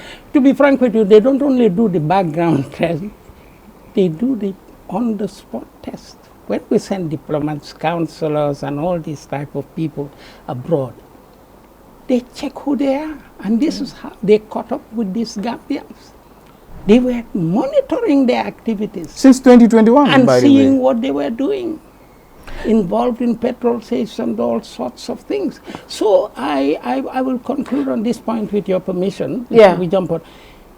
You see, the president has to be put, I don't know whether it's too late, but anyone who can help the president today is to make him accept the fact that whenever they come to give him advice, he doesn't really check what is happening. And when they know what the problem is, they would never dare to go and tell the president. And I think it is for this reason. I do not want to say anything it's negative to Kangara. He has always respected me and had a lot of esteem for me. But I take it from the human point of view and the psychology of work in this country. If you want to be brave and go and tell the president something, there will be people who will be going around who will tell him that, you know, he's trying to disobey you, you are the president, when you take a decision, you should do this. And tell him. And I am not boasting about this. You ask Aissatou Njie Sedi and all the members of the Security Council of the government of the Gambia, all these military people, when I travel abroad and they had an issue, they said, let us wait until Sedat comes. He can tell him. I used to stick, and Jammeh told me, why are you always sticking your neck out for people you don't know them? But this is it. I would go to him if I know it's in his interest and tell him. When I was resigning, whenever I want to go out to a meeting and then there's nothing, we hired a plane on various occasions. Not only the head of state, but if it was a major thing for me to fly to Tripoli or anything, that was all being done for me. And I would go to all the meetings. But when I saw that what we did was nearly politically suicidal, this is the major country in Europe, and let me tell you what happens. You see, when we go to the European Union or the World Bank and we want to have a loan, do you know what happens? Automatically the first person, the first country that supports us is Great Britain, because we were a former colony. It's a psychological, moral issue. Yeah. So whenever we wanted anything with the crown agents, medicine, equipment, and so on and so forth, it's Britain that does it. So how can you destroy that type of a relationship? So therefore, to make it very brief, Barrow can have a solution. But is he psychologically able to structure groups or get people who are not in his party but who have the expertise to help him to recognize and accept certain things? That if he avoids certain decisions in our foreign relationship with other countries, if he avoids certain scrutinies with the audit, it will finally follow him. And this is what is weakening him. So therefore, whatever the case may be, it depends upon him. And leadership demands for you to fight against yourself. If Barrow wakes up today and realizes what has been done for him by people like Ousseynou Dabo and Sane, with the projects that we're proposing about vehicles and so on and so forth, and the stability and prestige it gave his government, there is nothing that prevents him today of calling upon Blaise Diagne or any other body, Bolong Sonko or Mr. Cisse, and various other experts who are here, madam, and it's very sad they're twisting their fingers. Yeah. This is our country, what can they do? What can they do? They can do nothing about it. They can do nothing. Now let's talk about the incident that just happened in Washington. Yeah. Now, I think apart from the UN, EU, Washington, and the UK, these are the major international, partners that, any country don't want to mess with. you know. And recently it was revealed that the Point newspaper first reported, and then of course other news outlets also reported that 4 of our embassy staff are being expelled, and they should be here by Monday. They should leave the U.S. by Monday 17th from Washington. Some of them are involved in visa scandal. Some of them, one of them allegedly was because he beat up the daughter, and the other one, they had hosted and registered children in school, and as diplomats they are not supposed to fraudulent documentations and all of that stuff. Now, my biggest issue with this is it's been over 48 hours. The government of the Gambia has not issued any statement, because I'm in the media house and I have not seen any statement from the government of the Gambia. Now, something as major as this, the government would have come out, because I have seen some part of the document. Only had an interview on VO4. Yeah, but not a statement. You're talking about VO4. You should be talking to the local media. No, I know. Yeah, I'm saying there's no interview. There's no statement from. I have not even heard that. Was the one who Sankara, government spokesman. Sankara, I think he spoke to them. I have not even heard about that. But what I'm saying, for example, if something like this happened, you want to first, you know this, I'm sure. You want to first stabilize the situation and inform all of your international partners that you know about this, what you're going to do about it, and just be transparent. And the Ministry of Foreign Affairs, they are one of those ministries that is always giving us updates as to what is happening, where the minister is. Even if he's meeting anybody, they're telling us. 48 hours, first, nothing from the government, official statement, apart from Sankara talking to a radio or somebody. Is that first? Let's look at that. Is that supposed to be how it's supposed to be handled? No, if I may be mistaken, you must not have read my intervention. From Standard? No, I have not read it. Everyone talked about it, but I have not read it yet. Now, how are we going to solve this? How are we going to solve this? This is such a scandal. Not only in our relationship. I think you confirm your arrest. Is it arrest? Somebody calling for their arrest? It was. Okay. Okay. Go ahead. That's what I'm coming to. It's such a big scandal, and it's so traumatizing for the United States to say that we give you up till the 17th, and if you don't leave, we'll arrest you. And if they stay beyond that, they'll arrest them, and they'll have to go through the United States judicial system and go to jail. Because their immunity, they gave them, because of the Vienna Convention, they've allowed them to go. How do we deal with this? How do we deal with this?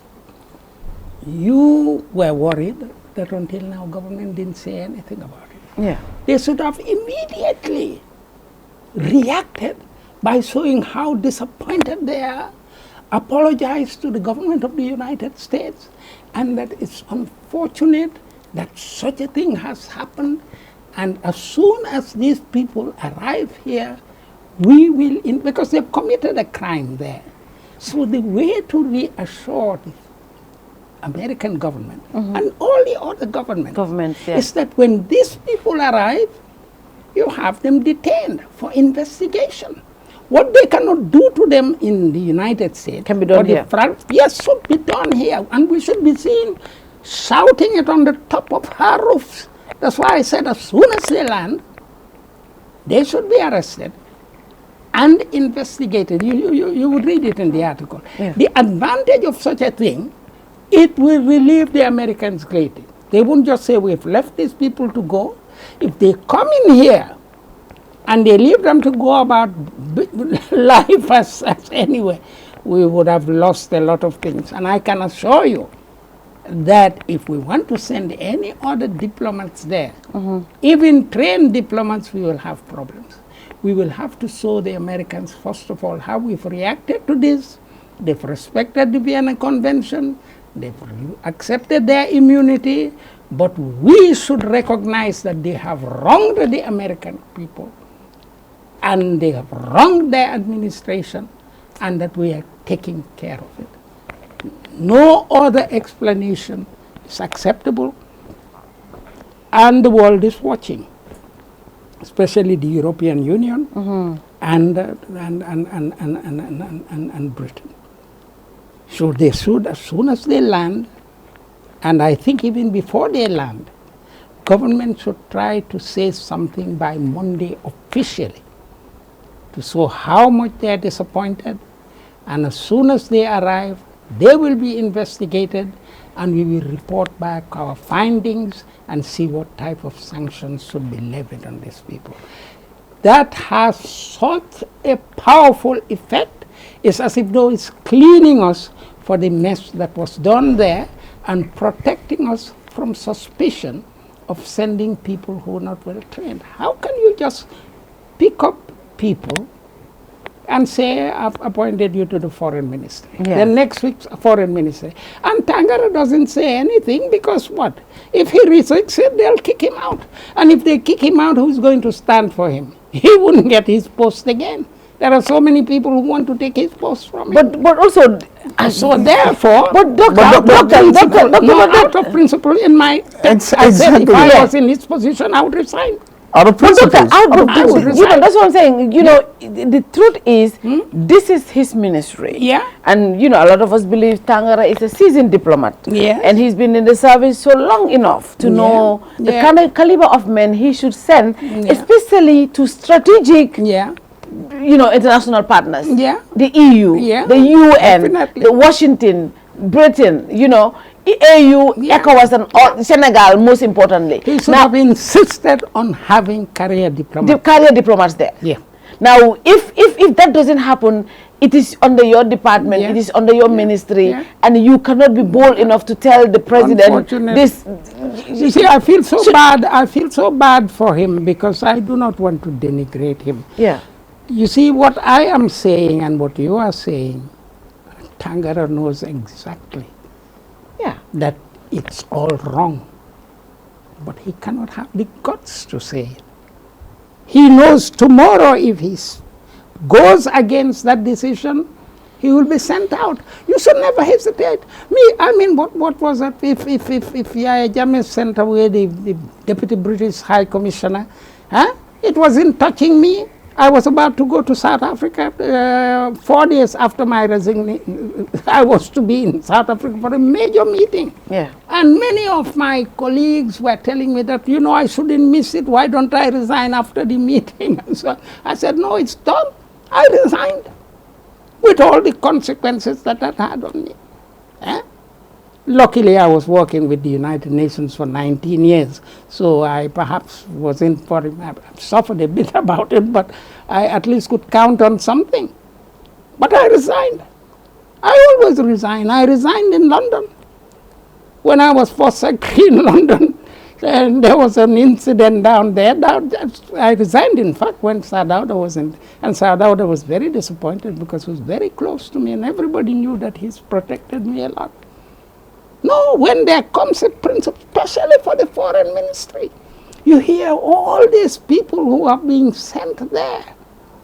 And when they go to the embassies, just like dead wood, they don't even know where to start. Suddenly, this is because for me, I think also at some point, you made mention of like the need for training. It's not only about, because there are time, I think it was last year when some of these diplomats were being appointed, the foreign ministry organized a briefing session or whatever. That's not what we're asking for.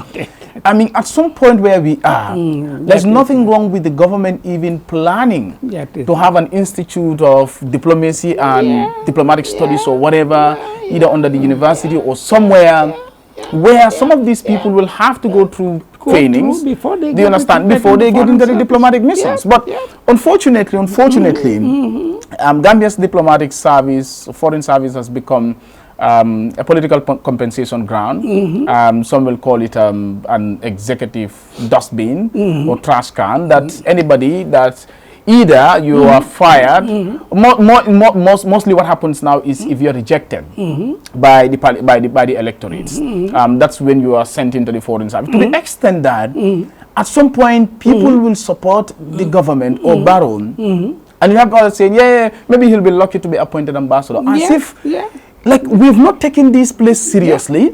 It's a joke for us, it's a joke for the president, that I cannot just imagine. You go to Mauritania, for example, the first secretary there. You go to Mauritania, you have political compensation. That's Sekou Badiadiou. You go to Morocco, political compensation. Sekou Marong.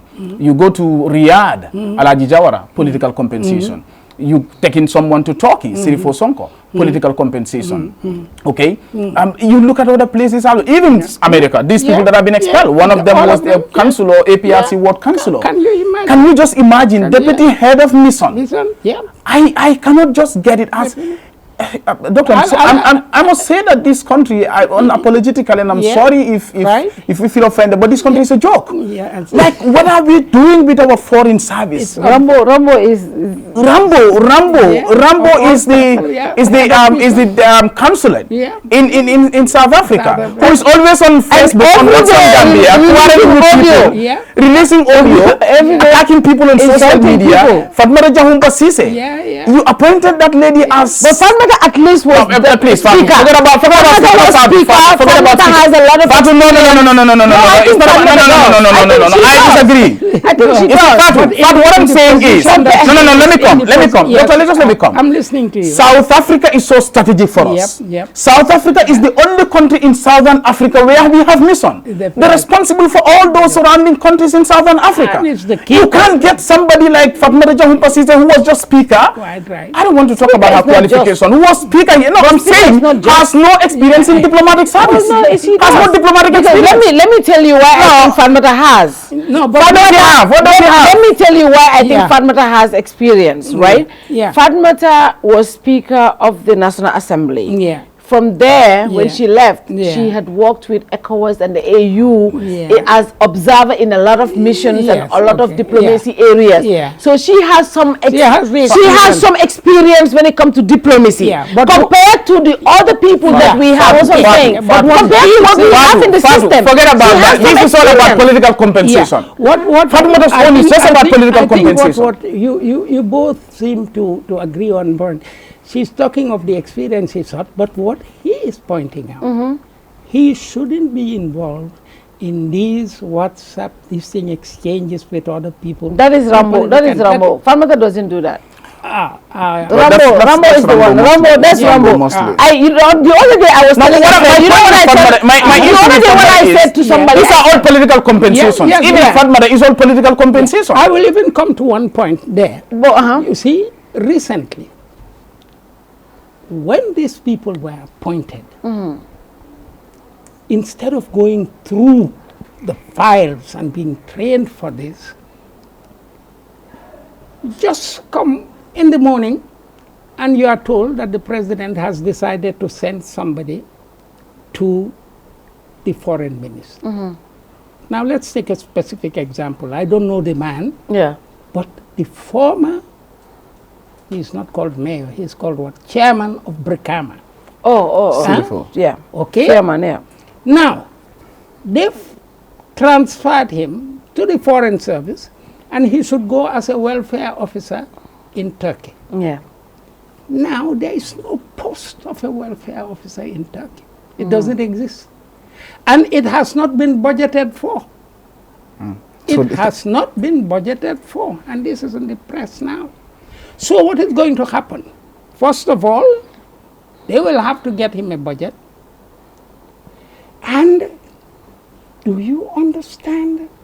Somebody who's been the chairman, meaning the mayor of Brikama, being sent as a welfare officer in an embassy at that rank, third in command. So this is even protocol-wise, it's not good for us. And he is protocol and welfare officer, by the way. Protocol. Protocols. Can you imagine? We're not only talking about that, but even Lantombong as well. Political compensation. Which one? Lantombong Tamba, equally political compensation. Was head of military and to be very frank with you, I feel that we have waded into this water so far that wading backwards is as tedious as going What forward. do we need to do now with this scandal, with the caliber of people, some of the people that we have in the system? What does President Barrow and the foreign minister need to do now to solve this? Because look, the world is watching us. But to be very frank with you, the president knows that it is wrong. He knows. But is the president in a position to change his mind? If he doesn't change the way he's doing things, I mean, this thing cannot be corrected. You see, for example, how can it happen with all the ministers he has and the foreign minister? Until now, they've not reacted to this American thing. Yeah. And then this thing about the German deportation is happening, and the president, you want to tell me nobody's thought of the fact that we should go and try to stop this and negotiate with the Germans. Let us not fear about our visas and so on, but let us stop this because it's not good for us. But that authority and the mechanism to enable it to happen has to come from the president. But I do not think that the president, with all good intentions, is in a psychological state of mind to be able to take the type of decisions which will give him credibility and respect. You see, they've put the president, I think, in a situation where whatever happens, he feels that things are going wrong because UDP is against him. All his problems come from the UDP. If the president could, for 1 week or so, avoid saying anything about the UDP and concentrating on the fact that he is the head of the Republic of the Gambia, and he wants to count on all the expertise he has here in the universities and elsewhere to help him. As he said, we should all come and work, but how? You have to start somewhere. No, Fatou, what I am discouraged about, and I think Professor also knows, we have arrived at a stage, is it even possible for Barrow to change? And you see, when he said he wants to go away, and you have other people like what is happening in Senegal, the situation in Senegal is the same. It depends on one person. Exactly. It's Macky, who can solve what is happening in this Sonko business, and it's Barrow, who could put a stop to all these things. And in my article, I said, I request that he recalls all these people back for training. Let him try to see what he can get for them locally. But will he call them back? And so sometimes, sometimes you wonder whether some of these people will even go through, you know, some of these conventions, the Vienna Convention, diplomatic relations, consular relations. Do they understand immunity? You know, what is immunity for them? How can immunity be waived? Personal non grata be waived, and all these things, all these technicalities. What immunity can they enjoy, their family members, and all that? And I think this has implications not only for them, but even for aspiring diplomats, aspiring career diplomats. Not only being sent by the Gambia government to these countries, but even people who may want to work in international organizations. It could have reputational issues. Gambians who may want to apply to international organizations and be working there. But do you know that while we are saying this, there are quite a few trained diplomats in the ministry who are being bypassed, who already have experiences of working in embassies, who are being bypassed for all these political appointments. And that's my last question, where I wanted to come, because I do know, and I do know that mostly diplomats, especially people in the foreign service, a lot of them, they don't engage a lot in politics. You know, even the minister, I remember Dr. Tangara, anytime you wanted to interview him, he's like, you know what, I don't do that a lot of talking because of the, you know, he tend to look like he doesn't get involved in politics. Even political gatherings, I don't see him speak on political gatherings. That is a point which you give him. They said that he really stood his ground to say that he will be able to run his ministry, but he wouldn't like to go into political platforms. The reason why I'm bringing in this is this. Now, people, there are career diplomats in the foreign service. There are many of them. There are a lot of good men in the foreign service. And women in the diplomatic service who are not involved in politics. We don't know where they belong, brilliant, and they're serving our country very well. They're very good men. But there are few people who now we have seen, like you said, who are involved in politics. The more you can insult the opposition or other people, the better you are recognized as somebody who supports the president, and they think the best way to reward you is to take you to the foreign service. And when they come into the foreign service, they bully the trained people. And this is my problem. When they go to the foreign service, there are people who are career diplomats. They are there, you bring them and make them their bosses. They don't even understand whatever they're doing, but because these people just sit there and watch. Because what can they do? You are my boss. You don't even know what is our foreign policy. You don't blame those politicians. You blame the president, because if you send a politician, say Rambo belongs to the political party, and you send him there, you expect for him to continue his partisan politics. But do you understand? But you see what the president feels is that I'm giving you a job, you are in my party, you are in my boat, and you'll be getting a salary. That's it. That's all.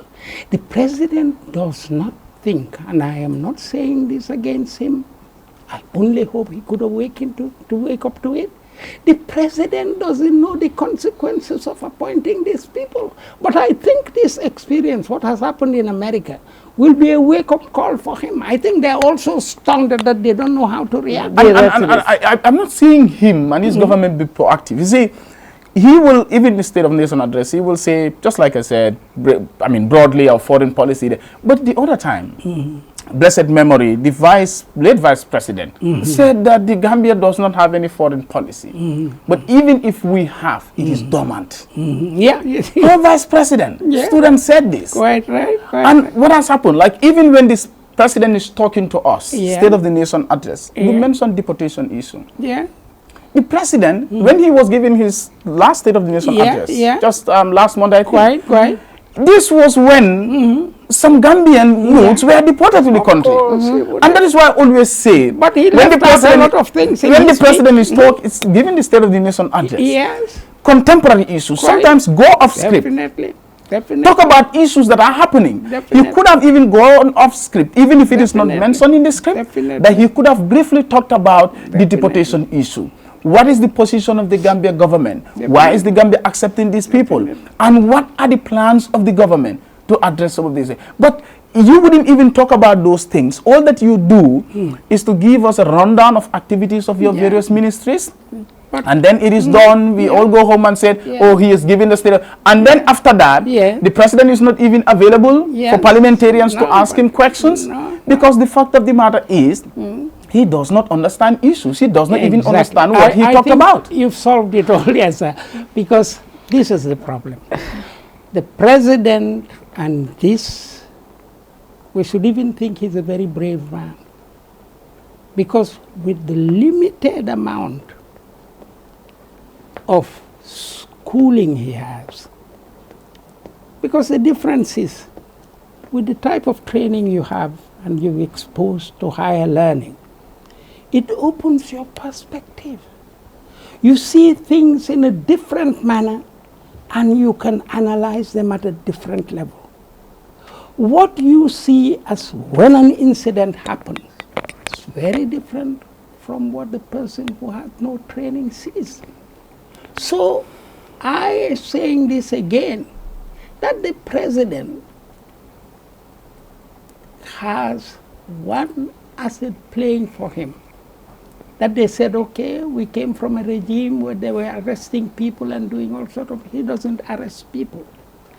But people around him say everything can go.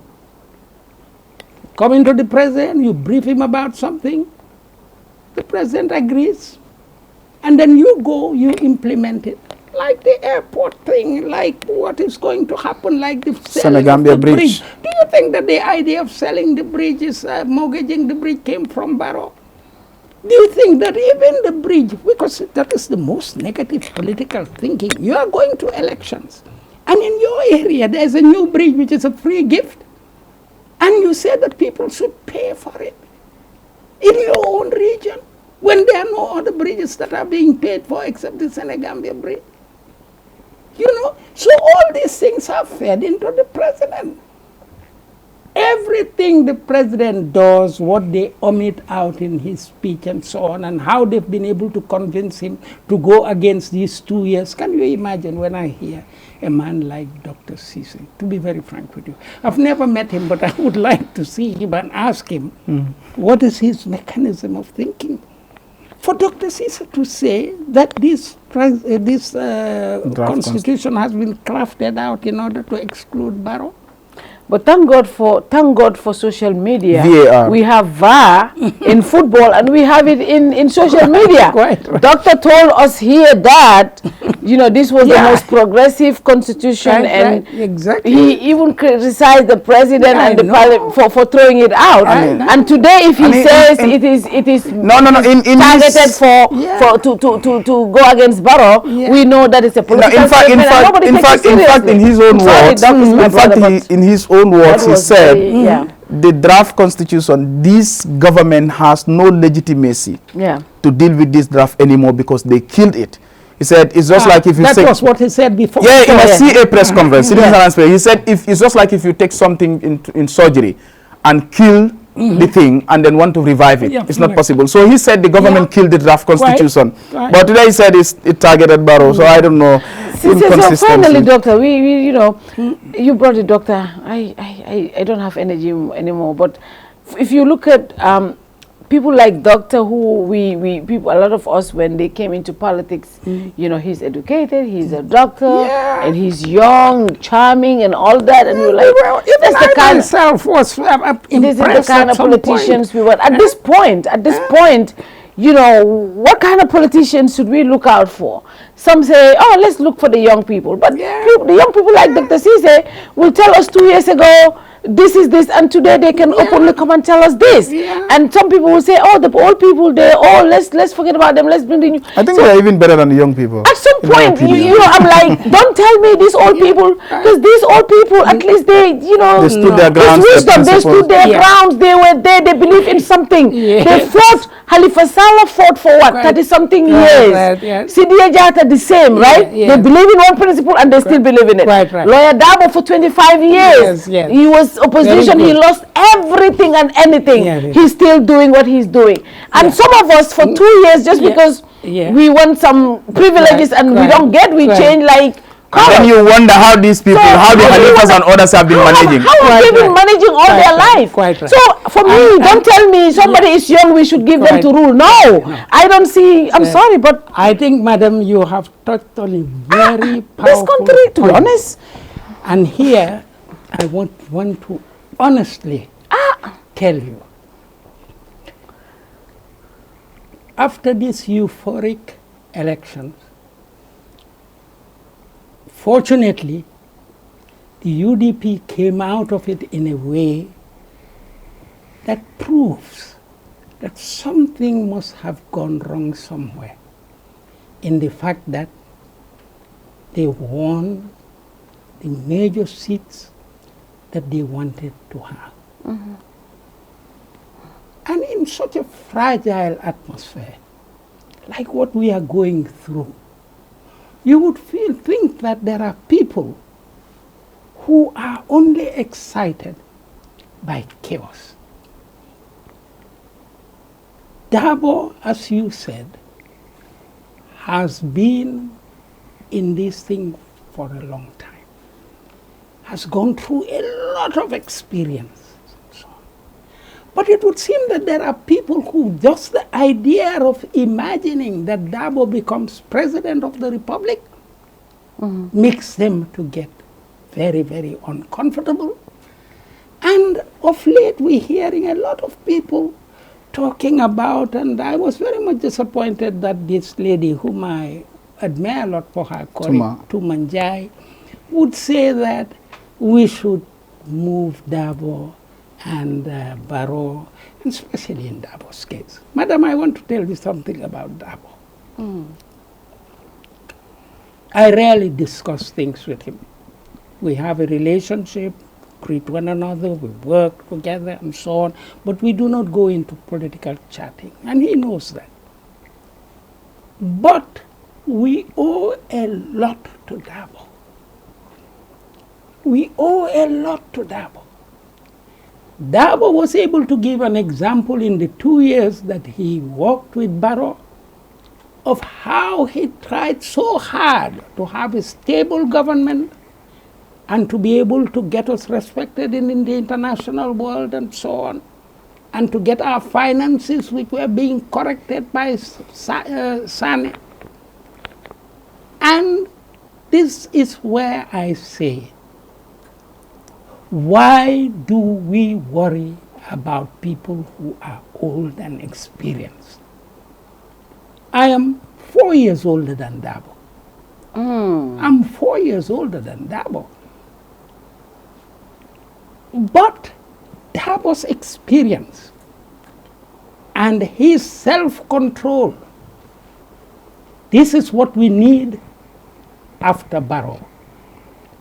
We need a man who has all this legal experience and political experience to head the government so that we could have a cabinet where all these mayors who would be retiring and the intellectuals and the specialists and the technicians that are in the party would be able to serve under a sovereign and a veteran who knows how to control himself.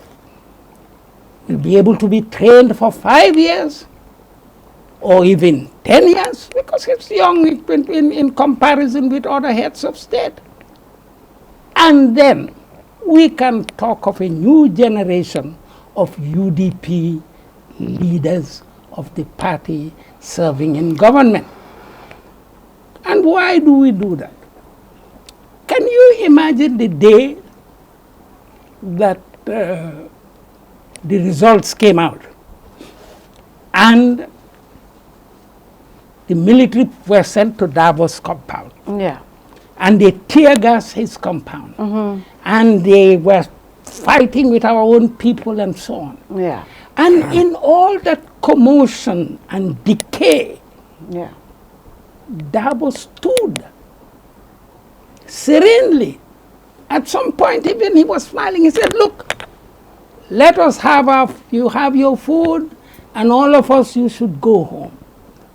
Go home, and we will see what we are going to do about this. And what did he do about it? The next day we went to the party, and everyone was clamoring. They just wanted him to say, go, for them to go into the street. And heaven knows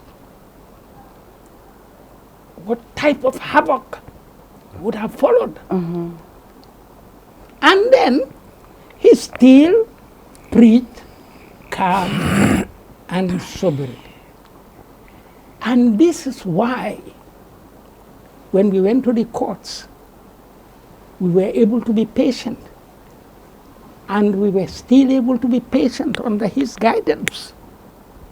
And that is what made us to be patient for the elections that followed.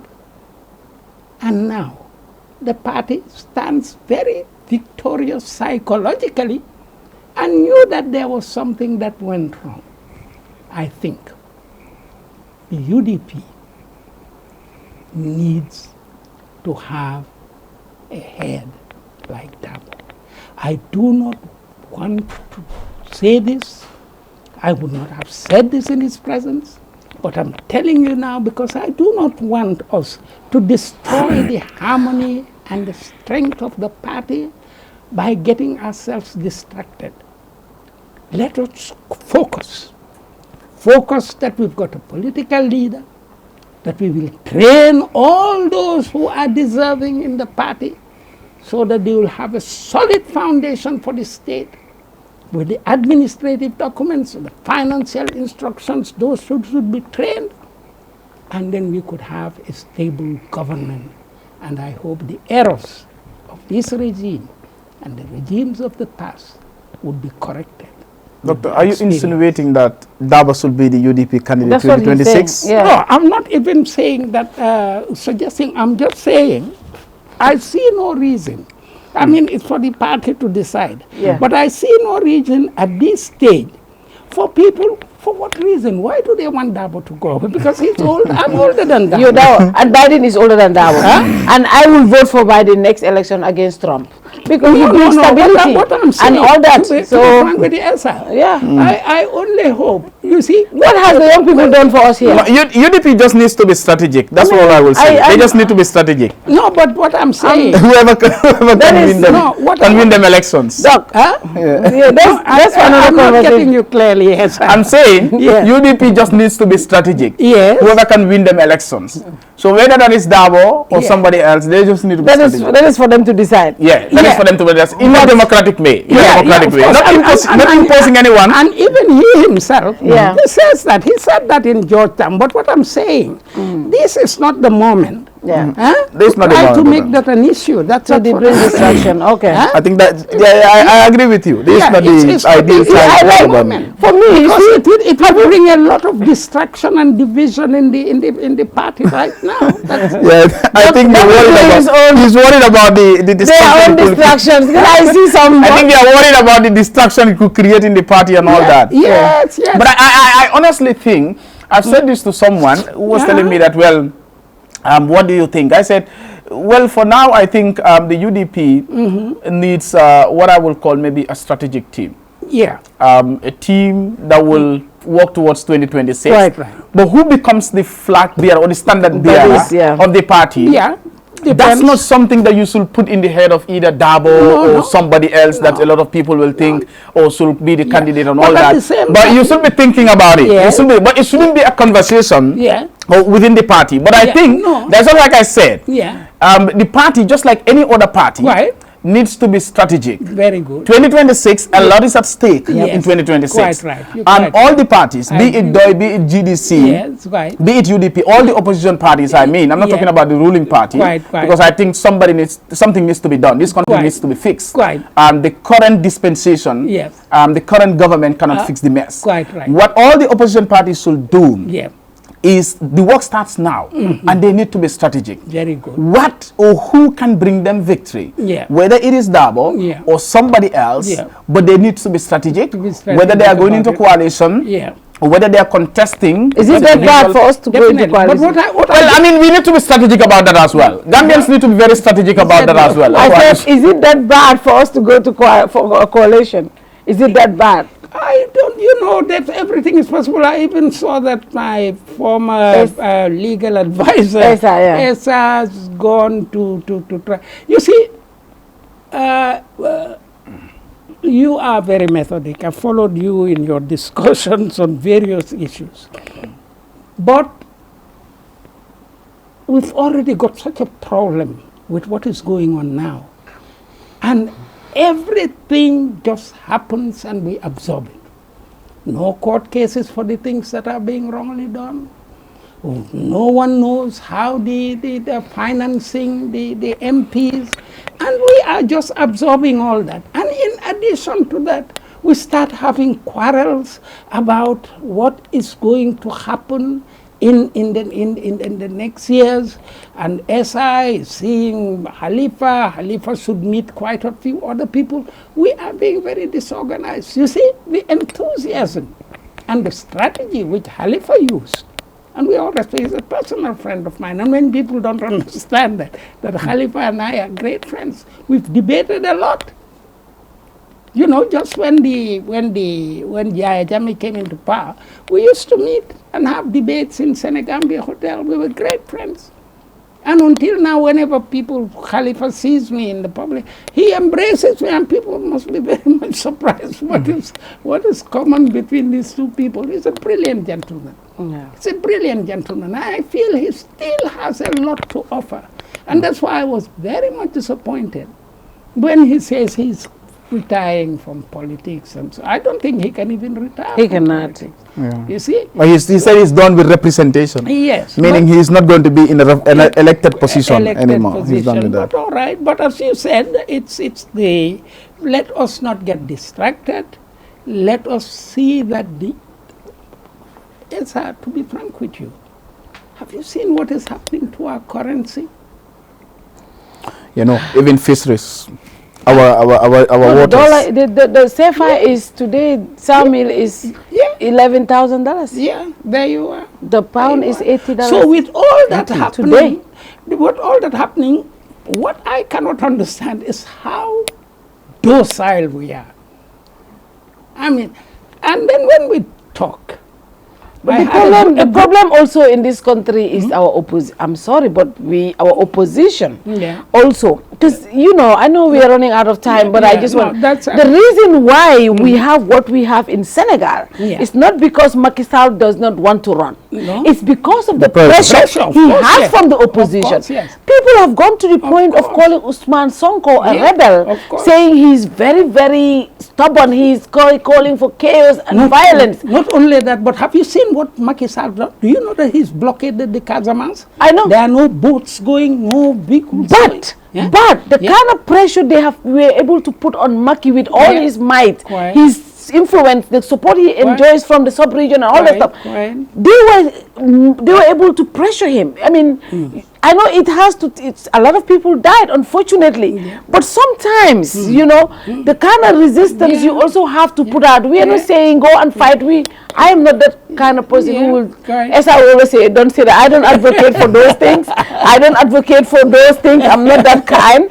But I think also it is the opposition. All of these things happen. Do you hear the opposition say anything? No, they don't put out. Maybe they don't come out, and they come out. You know, Mama Kande comes out and says something. I mean, for them to for your party even to congratulate Macky Sall and say Macky Sall. I don't know where that comes from. When Macky Sall killed 40 people. Which party? UDP. When Macky Sall congratulating Macky. I don't even know. Killed over 40 people and jail and opposition barricaded his family.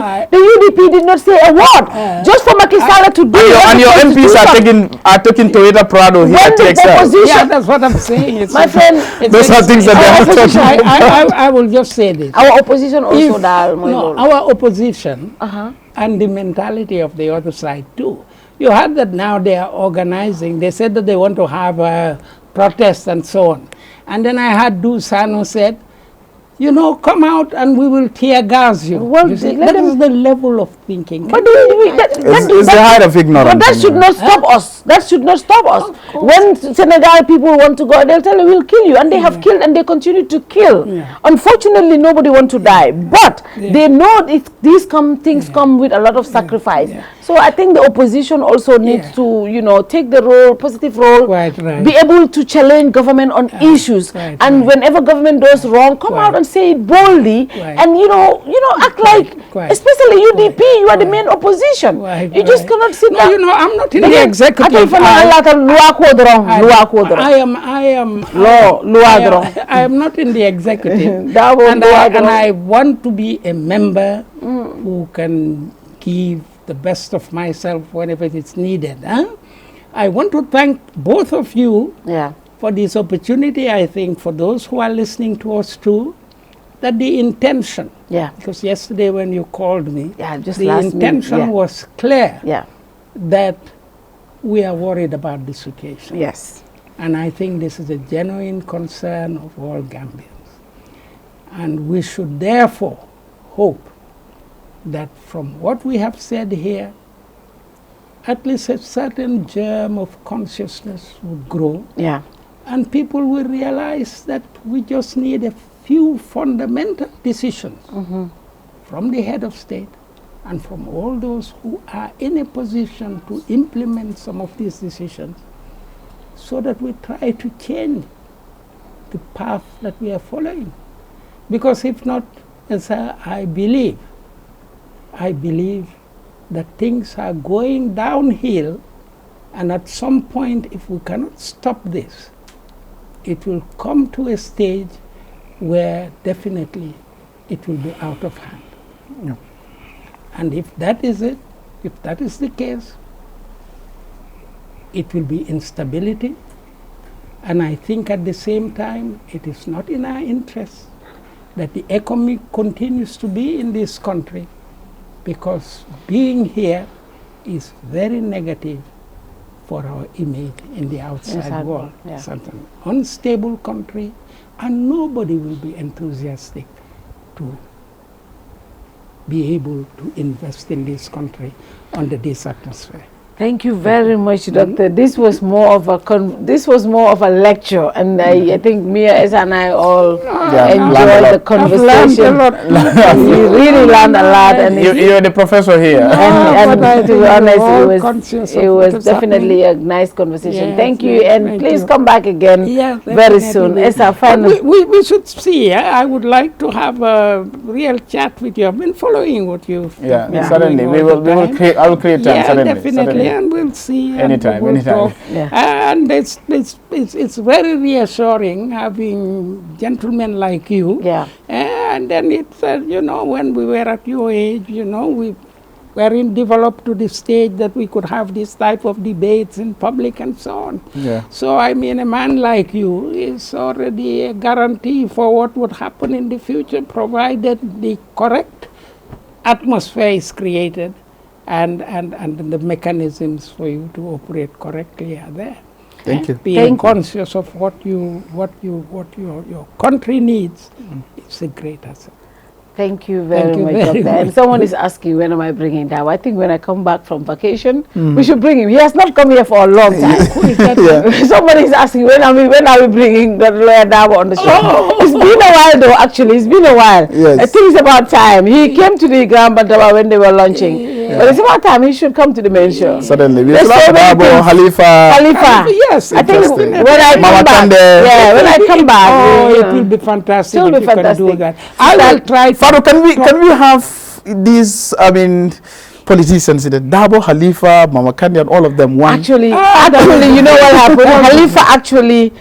Khalifa insists Wolale. I remember one time when we were talking about the coalition, Khalifa said, Fatou, I think you are the right person. I think you can do it. Yeah. I want to have them all on one platform. Dabo, he said him, Dabo, and the coalition leaders. Khalifa wanted me to do that one time. I was so scared to start that. No. I don't know how, but I think it will be interesting. It's timing. Huh? Yeah, I think this is a good timing now. I think this is a good timing.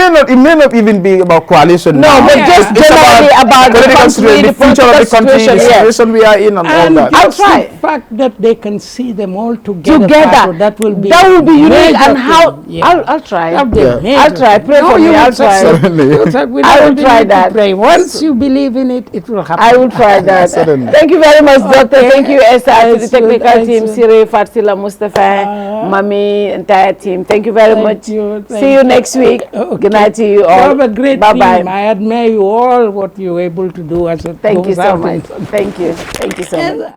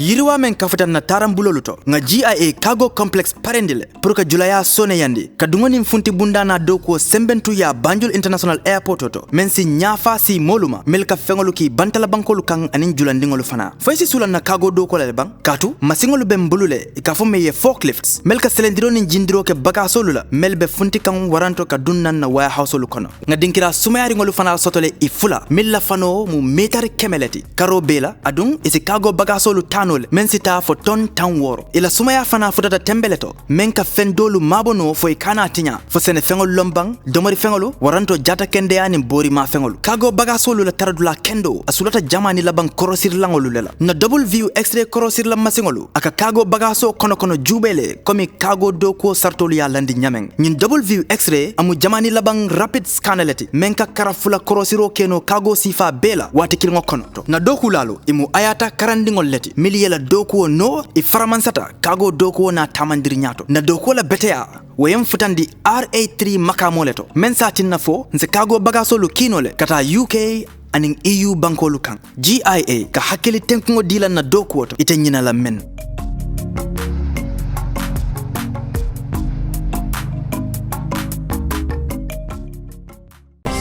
Every day is a new opportunity to make sure our first impressions are always our best and to see possibilities on the horizon, to make our facilities and services more accessible and find freedom all around us. With a location proximity to active markets, with a liberal air transportation policy, that daily pursuit is how we turn everyday opportunities for you. For all destination marketing support, customized packages for new existing airlines and operators, and for a highly ranked tourist destination, the Gambia Civil Aviation Authority is here to serve. We regulate air transport, operate and manage BIA technical requirements merged with commercial considerations. We have experienced and well-trained aviation professionals to cater for your needs. For investment opportunities in building airport hotels, shopping malls, playground for children, do contact us on 4472-831, 4472-893. Gambia Civil Aviation Authority. We go beyond daily.